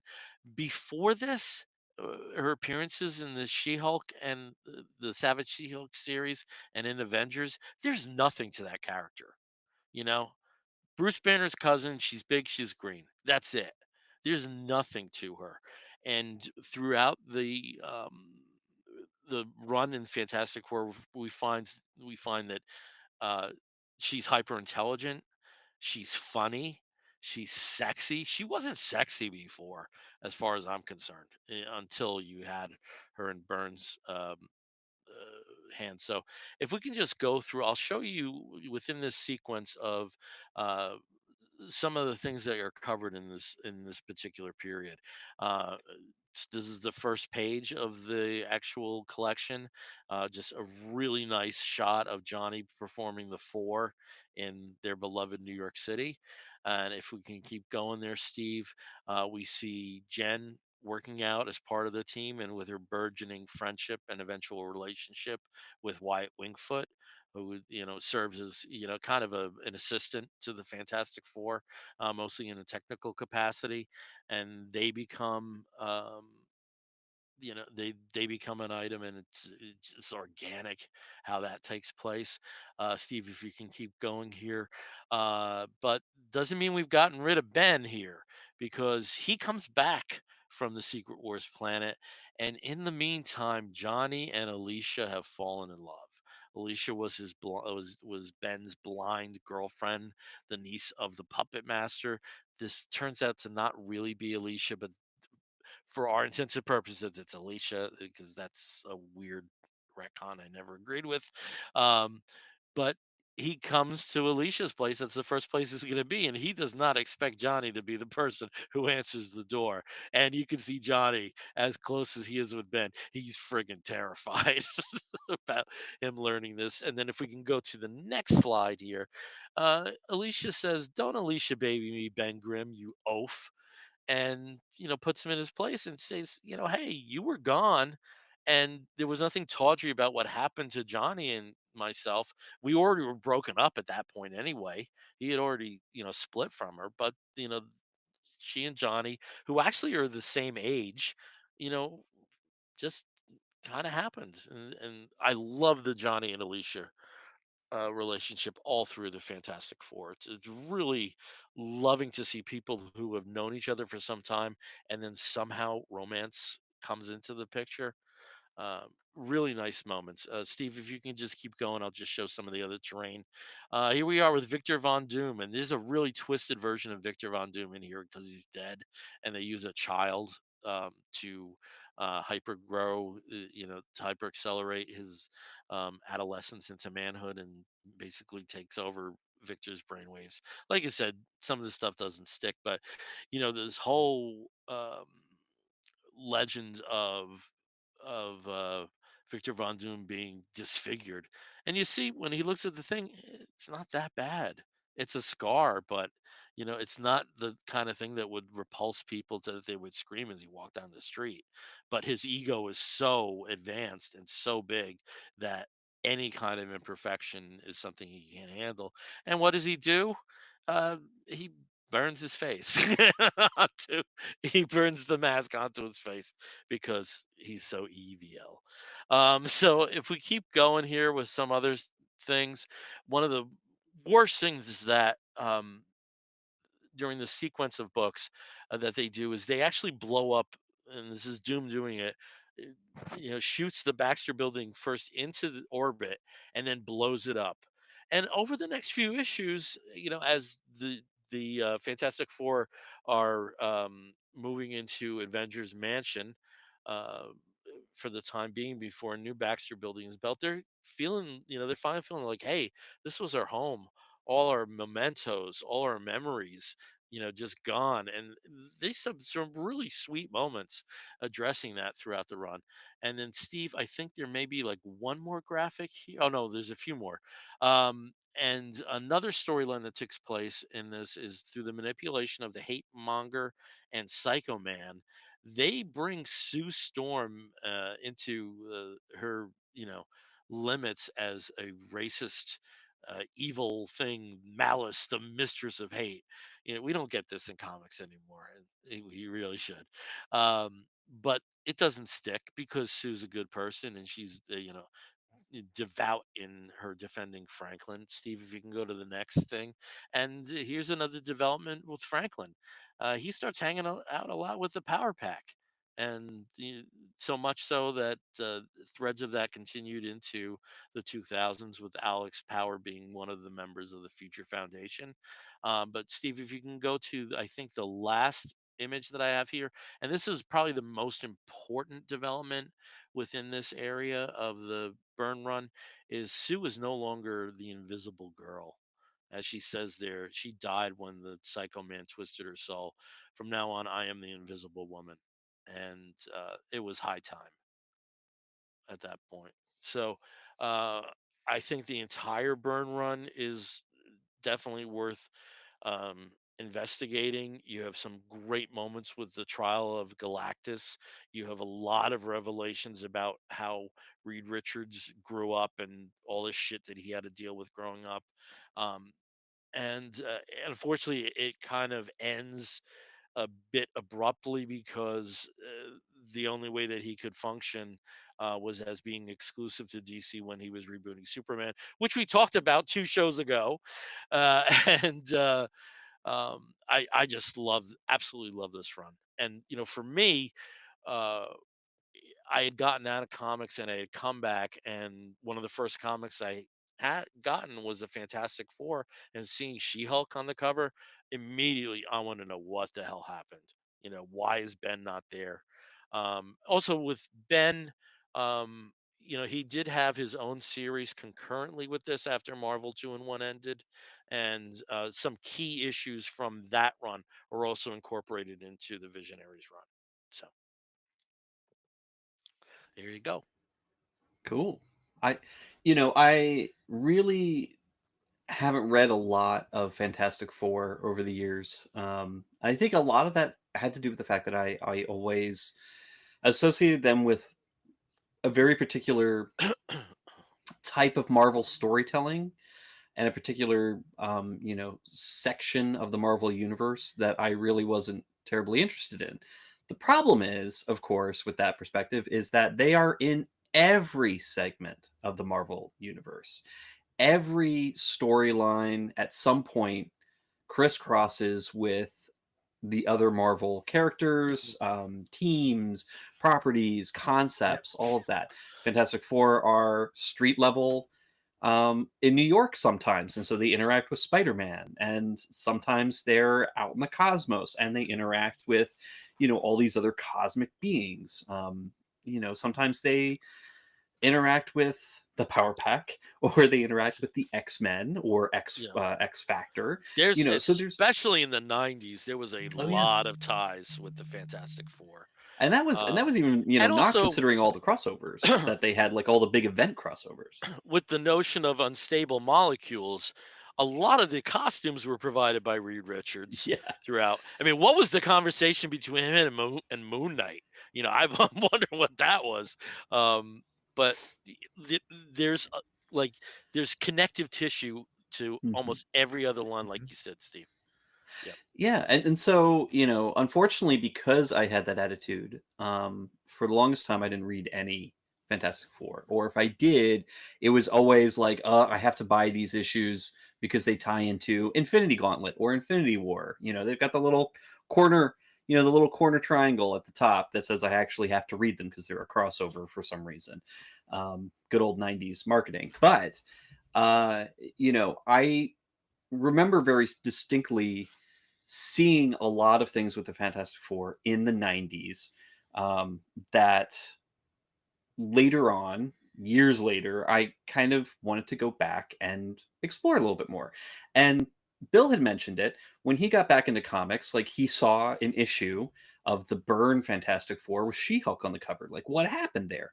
Well, one of the things that I do recall very strongly about the Fantastic Four in the '90s was there was a time, a very brief time, but there was a moment where the Fantastic Four as we know them were completely gone, and it was a new Fantastic Four, made up of essentially a bunch of the heavy hitters that were popular at the time, going into the late '80s, early '90s, like starting that sort of trend towards the extreme, I guess you could say. This is, at the early onset of the writers and artists that formed Image very shortly afterwards. But these particular characters had been around for a while. They were just becoming a little bit more popular. There was something in the air that these characters were going to be involved in the development of one of the the next big publishers.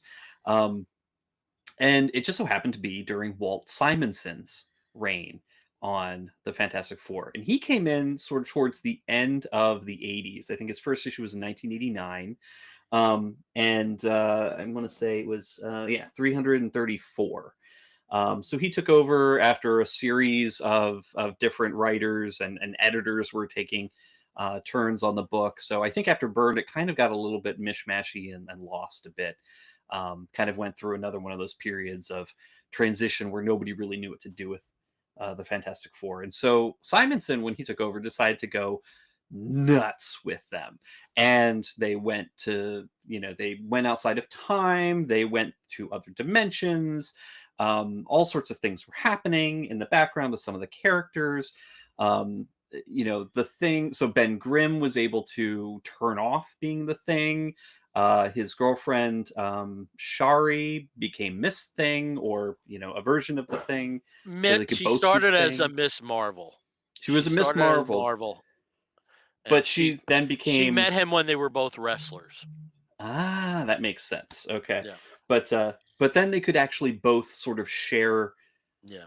the powers of the Thing, although she could not change back initially. So a lot of things were happening, and eventually they came back to Earth for a little bit, and they were like, okay, finally we're done with all of our crazy travels through time and countering the TVA, all of that.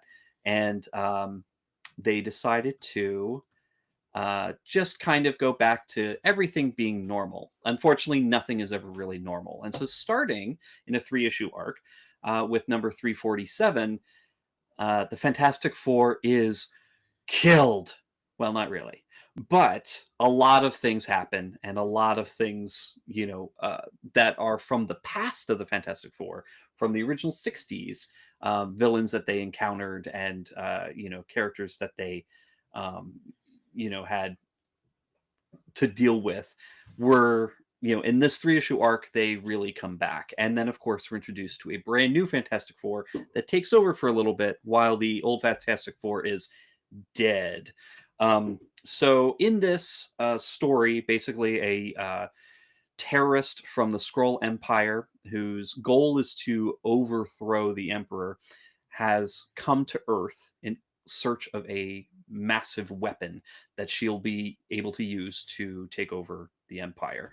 That character is Delilah, and she, of course, is a shapeshifter like all other Skrulls.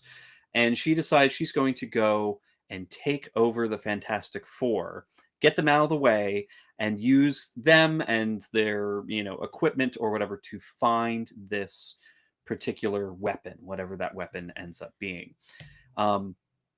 Meanwhile, the Skrulls actually follow her, and they are trying to track her down. And in doing so, they end up on Monster Isle. And who's on Monster Isle? Well, a whole bunch of monsters from Marvel history, from the various enemies that other teams have fought, the Avengers, Fantastic Four, etc. over the years. Sometimes they were characters in their own books, but the Skrulls follow these signals to Monster Isle, and they end up landing there. Well, Monster Isle is, of course, in the kingdom somehow of the Mole Man. That's how he got most of his monsters, is he takes care of the monsters from Monster Isle. And so he gets involved. And after a series of attacks against the individuals of the Fantastic Four, Delilah has completely taken them out. She's incapacitated them somehow, and now decides to go to the next stage of her plan, which is to take a group of patsies and have them track down the weapon for her. And who does she call? She calls Grey Hulk, she calls the Ghost Rider, Spider-Man, and Wolverine. Just a ragtag group of people who really don't get along at all and have nothing to do with each other, but they all happen to be pretty popular characters at the time.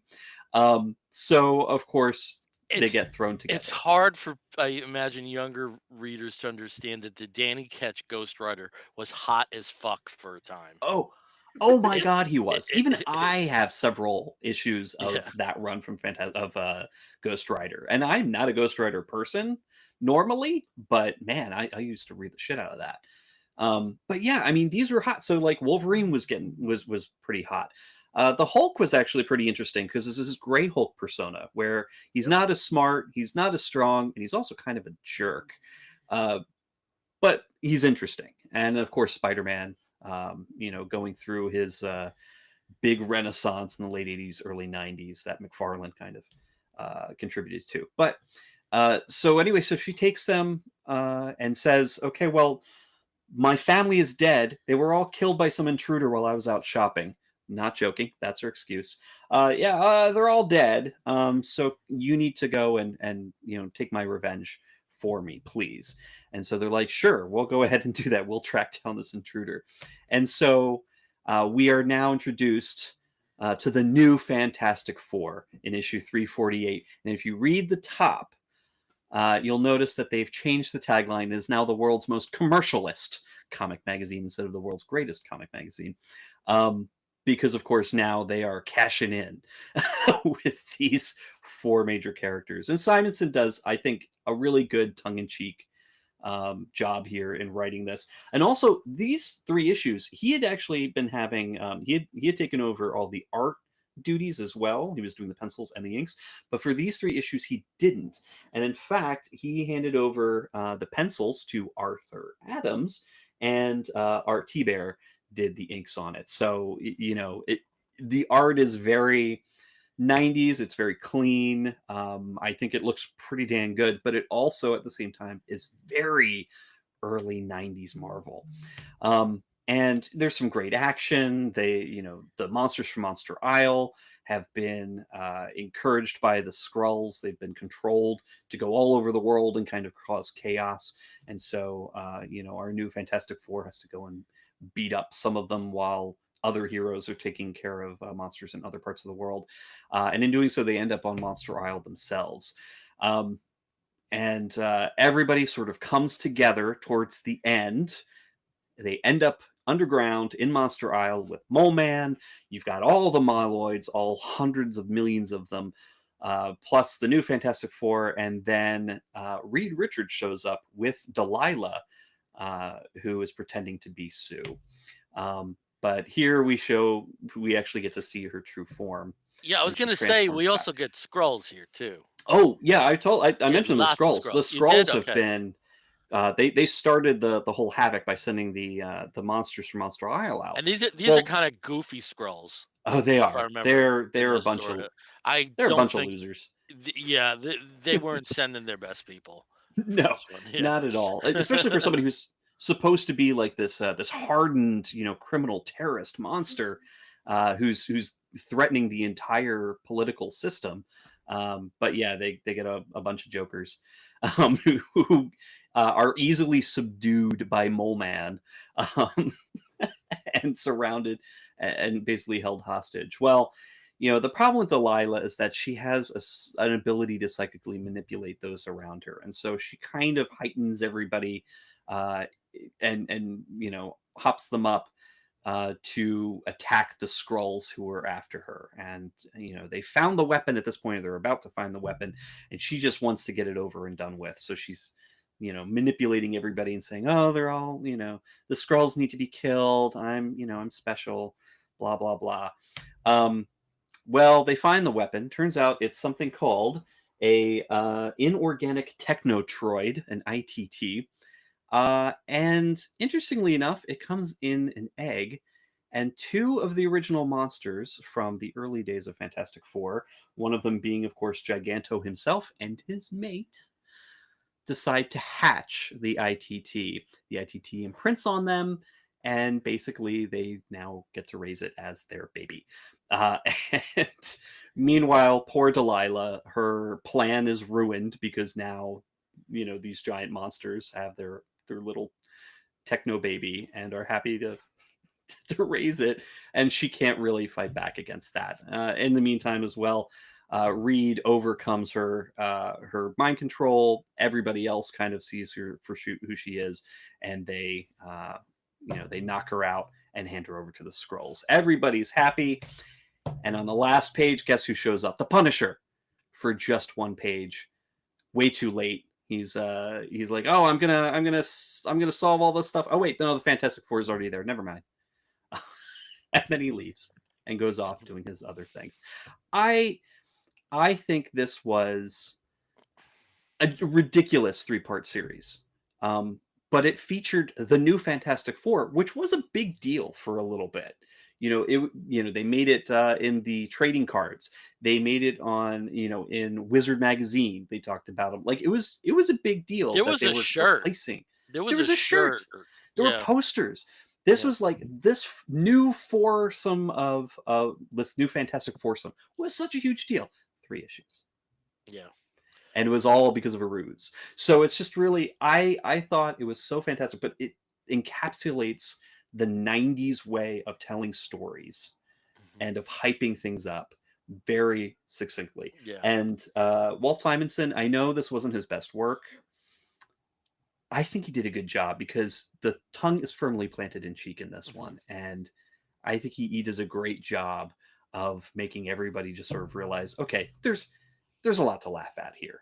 There's some fun stuff going on. We're gonna play with a lot of toys and make them do silly things. Yeah, I don't rank his Fantastic Four that highly, especially coming off after Thor, and at least in terms of art, X Factor. Um, I think you just hit on one of the issues that I had was the tone just changed too often. There's great tongue-in-cheek moments. There's an issue where the cover features and it says, "This is the battle you've been waiting for: Thor versus Gladiator." And then underneath that, hey, just whose comic book is this? There's some really like cool tongue-in-cheek moments, but the shifts are too great for me. And I'm thinking back to these issues. I mean, the first 2 of these 3 issues went to second printings. That's common nowadays. That was incredibly rare back then. That that a book would go to a second printing, and it was hot for a hot moment. But it's from a run that I think, and one thing I also did appreciate during his run is he didn't just start from scratch. Sharon Ventura, Ms. Marvel or She Thing, however you want to characterize her. Yeah. She was part of the team. She's still there for a substantial amount of time. Oh yeah. Within the run. And there were things like that that I appreciated. I did appreciate he tried to tie up some loose ends uh, that were left dangling from Steve Englehart, things that he introduced in like 12 issues and then didn't cover. Um, the Steve Englehart Fantastic Four is La Bamba. I have to say that. And I love Steve Englehart, but that run, woo, La Bamba. It's not the business, huh? Yeah. It was not the business. I don't think it's a stellar run, but there are moments. That's my feeling with that particular run. Yeah. I haven't read I haven't read his Fantastic Four, so I've read parts of Byrne's Fantastic Four, but I haven't had the pleasure of reading that one. Yeah, and also with Simonson, he does also get the Visionaries treatment, and even if those books aren't in print, they're available. They're easily available, and you can get. I think there's like I think it's like maybe 3 volumes. I know I have. I think I have all of them. Yeah. So I don't know. And see, this is the funny thing. When I was looking through my collection and trying to see like, well, what do I have that's Fantastic Four? Because I know I don't read them very often. I have about 10 Visionaries books, a couple of the Byrnes, some of the other ones, and then I also have a lot of the Masterworks, a lot of the early Masterworks, and I don't know how I ended up with them. I can tell you how we ended up with them. They were free. That's right. Oh my gosh, yeah, that's right. Free. For some reason, like there they was were a giving them glitch away. in Comixology. It was supposed to be for like this was supposed to be for an internal thing, like that like people were gonna go to the Marvel retreat and get a card, and it was a download card, and it was available to everybody for like 3 hours. So that's how you have them. Mhm. And they were, and I remember with you, this is my good memory, but there were points where you were like, "Oh, it was available like 2 seconds ago, and now it's not," which is why you don't have some of those because they were recovering from that. So that's what happened. Okay, so that explains. I was lucky. I got on all of them. But yeah, the Masterworks, the Byrne and Simonson Visionaries, they were all free for a You're talking very about short period of digital time. versions of it, The right? Oh, digital digital. Yeah, versions, yeah, digital. And I also have a ton of like Black Panther because of that. I have a lot of Scooby trying to Doo, think there's no, I Scooby don't Doo, have any Scooby Doo. Scooby Doo. They put like almost everything that was digital on for free. So I have all 6 Scooby Apocalypse trades digitally. So wild. Yeah. I think it Uh, was for like an anniversary. It may have been for his 50th that they Well, did that. the reason I was kind of saying that though, I love the Masterworks series, like the hardcovers that you can Hmm. get. They're leather bound, like though that's good. Like most of my Submariner Tales to Astonish is in that, Yeah. and I love that for like I got a lot of omnibuses, and I think the omnibus is a great way to go back and read these big collections. But don't skimp on the Masterworks, No, especially for like shelf porn. no. So I have a question though. So we've covered a lot of kind of what I would consider in the past the critical eras of Fantastic Four. But one that we didn't talk about, and I kind of wondered if we were, especially considering the makeup and the identity of what's happening in the movies, was Hickman's Fantastic Four run. mhm. Yeah, How did you all feel about that as far as Hickman's work goes? I loved it. A lot of it, probably the best Fantastic Four story ever is that alternative reality where Reed is a Nazi and Ben is conscripted from the ghetto to fly the thing. I, uh, and that story just amazes me how intricate and how they do it in 23 pages. Mhm. I thought Hickman's run, and probably one of the funniest moments ever in comic books, when Johnny has an Annihilus chained up in Peter's apartment on the can. I laughed my head off with that. Um, I don't think it relates to this film though. I mean, that No. may be something that we see later, but that's like the 2000s Fantastic Four. You know, Yeah. Mhm. Well, um, what yeah, I meant by that is I think where they were going with the multiverse stuff and the incursions and stuff like that. I think that's kind of where the direction that they're yeah, heading. And so that's what I mean as far as like the yeah. influence on the Marvel, what we're seeing at the Marvel universe as a whole is Yeah, what I meant by it that. seems like the Hickman influences have already hit. You Okay, Yeah. know, you think they've so? already been incorporated. Yeah, Well, they are going to be probably the big. It's going to be the Secret Wars, the latest Secret Wars, the 2015 one that we see. Yeah, So like yeah. those incursions that that Hickman yeah. kind of brought in, and the post Illuminati stuff and all of that. Um, I also like to think the only Fantastic Four series that I read the entirety of when it was coming out was FF Future Foundation by Fraction, and Mhm.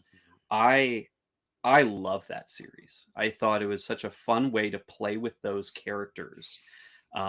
These are all the side characters, all the you've got Miss Thing, you've got She-Hulk, you've got Ant-Man, all these other sometimes Fantastic At Four some point, they were members. all Fantastic Four members. You Exactly, know, but yeah. and and some of them were some villains like Gargoyle Crystal, Man. Yep, Crystal, yeah. Crystal's Dragon Man, also part of Dragon Man, that. Dragon Dragon Man, Man. that's it. Yeah. Yeah, But it was just it's just really fun, and that was a great book to read because it takes all of the idealism of Fantastic Four, like what they've been working towards in their in their general lives, and then brings in the kids, brings in all of these children of supervillains and their own kids, and you've got Alex Powers, you've got Maximilian, who one of the many clones.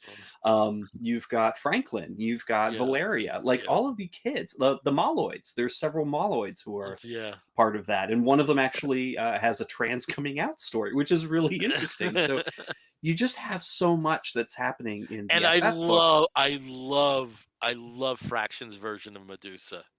Oh yeah, She just does not take any shit.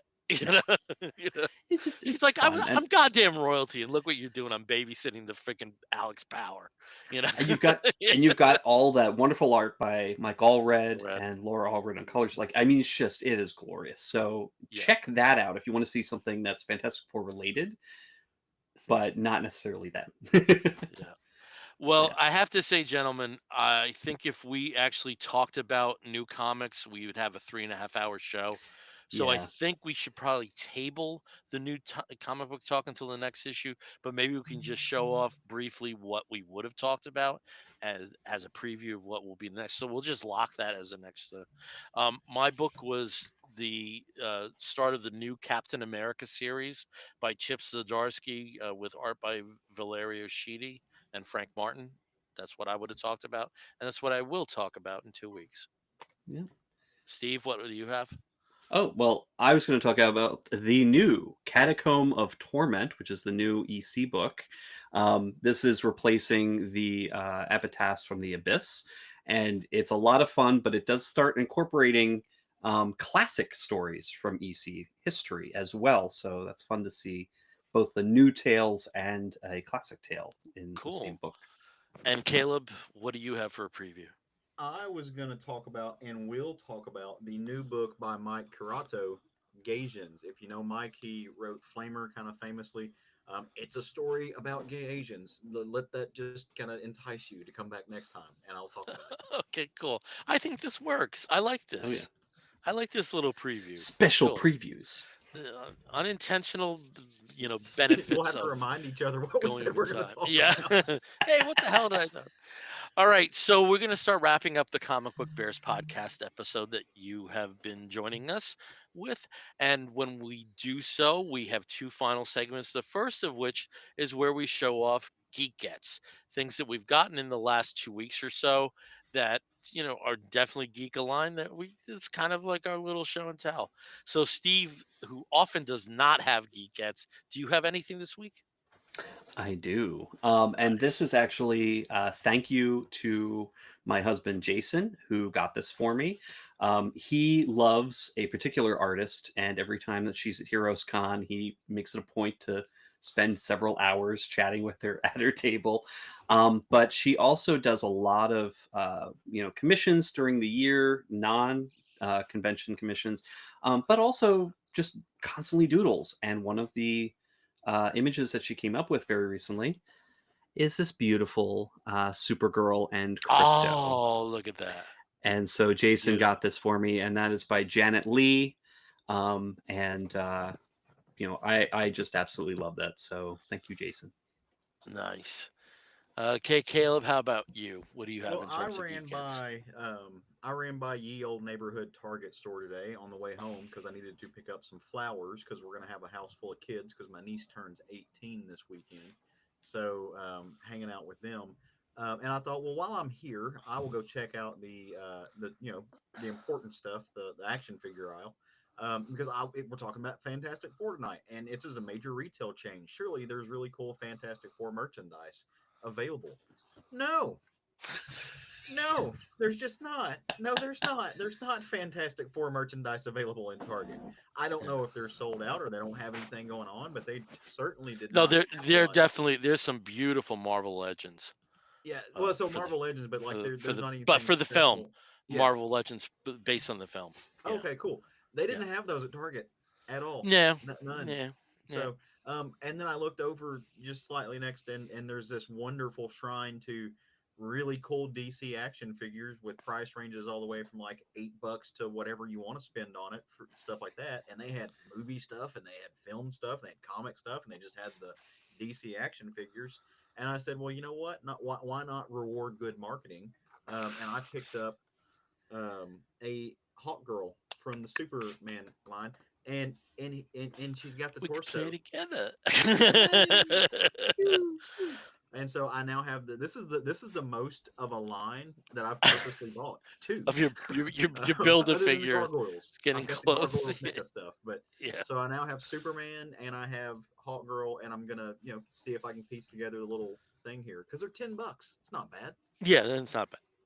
Um, and since I couldn't get Fantastic Four stuff, just friendly reminder: have you seen my awesome Monster Masterworks FF team thing? How Yes. glorious is it? Yes, that is very nice. That's very I, nice. He I was in my bought this issue of the in comic. Memphis. I Yeah. bought this in Memphis with Brian Newberry. That's my memory for it, which is really cool. Okay, Aw. cool.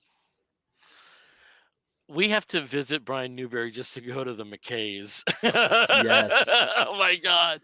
My mind was blown seeing that footage. Oh my God. Apparently, the Folks, Knoxville one is just as big, but uh-huh. Nashville is where we'd rather go. It's Yeah. it's huge. Okay, so for my Geek Gets, you see the Superman stuff here. Some of them are superpowers based from the retro toy line from McFarlane. And I got the latest line, which is going to be the last line, at least for a while. Hmm. During San Diego Comic Con, during one of the live streams, both Todd and his VP of marketing was assured that there would be more superpowers. My feeling was with Mattel taking over the primary license, McFarlane has a secondary license, not the primary. I think they just had to work out some things with what they could do. But it sounds like superpowers is going to be continuing, but there's no lines announced after this last one, so it Okay. might be like a year or so. But this Hmm. last one, boy, they got some good ones. We got Dead Man, Aw. very nice sculpt. And then we have Cyborg. If you were familiar with the original, Steve, if you could do this while we're talking, if you can find an inflation calculator and find out what $30 in 1989 comes to today, there's a backstory to that. This is Cyborg, and in the original Superpowers line, he was a chase figure. Effectively, he was nearly impossible to find. So we have that, and then so do you have that? How much would $30 have been? 78 today. Okay, I spent $78, the equivalent of $78 on a cyborg figure from Argentina. Because I could not find one from the States. It was a Super Amigos cyborg. It was the Mm, same figure, little different molding, but it was the same figure, but you could not find them in the States. So that's how much I wanted to finish out the line. And we have Booster Gold. What the hell am I saying? Animal Man, hmm. nice sculpt. And though we've had Nightwing figures before in this McFarlane run, we haven't had Disco Nightwing. So I'm The so big happy collar. this exists. Yeah, he looks like he's ready to, you know, snort some lines of coke and get out on the dance floor. That's a Dick Grayson I can get behind. All right, so anyway, so that's my Geek Gets the superpowers. Wave 11, I think it is. I Oh, think it's wow. wave 11 or 12. Mm. But the final wave for at least a little while. So. All right. Well, we're up to our last segment of the Comic Book Bears podcast. And when we wrap a show up, we do so with the segment we call the Woofs of the Week. In the bear community, if you find a fellow attractive, you woof at him. And we do something very similar here where we woof at something which may be comic book or comic book related.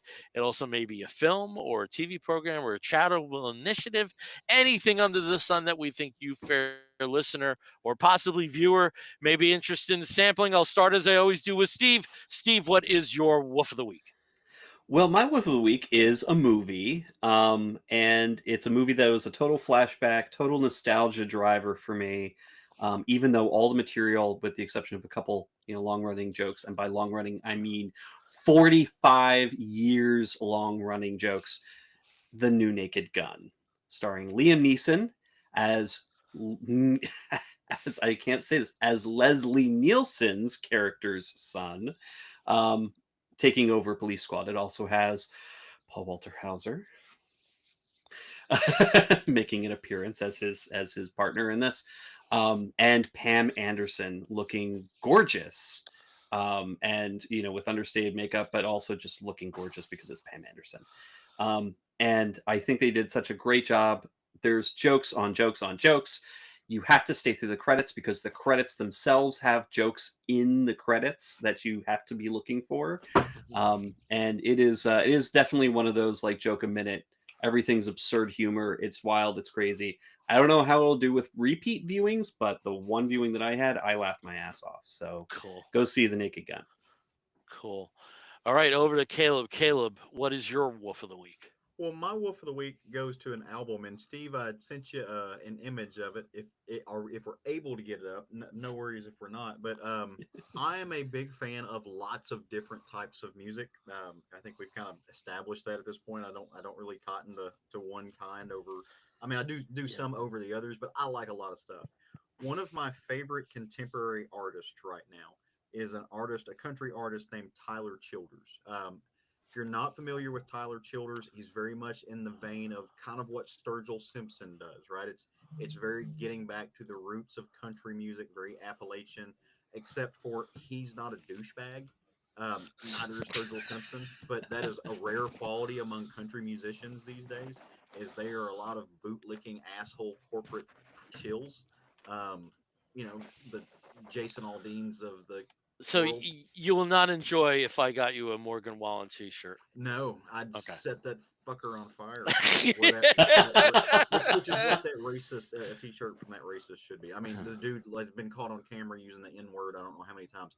He's just a drunk prick. And his last song, if people would actually pay attention to the lyrics, it's basically him blaming a woman for becoming an alcoholic. Yeah, no, we're good on that. Meanwhile, not a piece of shit is is hard. You got me off track. I've gone on a rage bender. Um, not a piece of shit is our new artist Tyler Childers right here. This is his first commercial piece of music. It was produced by Rick Rubin, so it's very good, very solid album. It's very Appalachian, but it's very the type of Appalachian that the folks would unionize and Oh, break corporate towns, not the type of whatever you see from modern mainstream country. This is getting back to those roots. Tyler's a very cool person. His last music video, or one of the most famous music videos, featured a gay couple, like very coal mining gay couple, like super cool guy. This album is amazing. It is psychobilly meets fiddles. I don't know how else to put it. And he has a song about if he hates somebody so much, if he were to get rabies, they're high on his biting list. And it is one of the most hilarious, stupid, amazing songs on the planet right now. So go listen to his new album. very cool. Okay, for my wolf of the week, um, I'm very sorry to get you off on Morgan Wallen. That was deliberate, but I should have The shut up rage because that I the know bile it's that like welled up in instant my too. soul. Yeah, yeah. So for my wolf of the week, I got something, but it's not. I want to tie it in with one of another podcast. Let's put it that way. So I think anything that I say as a wolf of the week would be premature, since it'll probably be covered on another podcast. But if you know me, I'm going through this whole thing of watching retro television from the 1960s. I've asked Steve to get some shows for the Plex, and been watching, primarily children's animation shows during the week. But on the weekends, I've been going through some of my various season sets, and the one that I'm going through right now is Lost in Space from the 1960s. And this was the original version of Lost in Space. It's campy as hell with Jonathan Winters as Dr. Smith. You can't watch it and not just go into Dr. Smith's imitations. Oh dear boy, spare me your poisonous barbs. You can't not. Um, and this was a show. like the more I think about it, I think this show, growing up, was my introduction to science fiction, because it did air every day, in the New York market when I was, 5, 6, 7 years old. And it was interesting watching some of the differences. It started as a much more serious show in its first season, the first half of its first season at least. Um, and there were things I forgot. I forgot that every episode ended on a cliffhanger for the next episode. Hmm. I forgot about certain concepts of like how they lived, and how long they were stuck on certain planets, for like a season, you know before they could get the Jupiter to take off again. So Jupiter 2, Hmm. apologies. But for shticky 60s fun, you know, apart from Batman, which was deliberate camp, this kind of, shaking its hand there. Irwin Allen's Lost in Space. This is the version on DVD. There is a version on Blu-ray.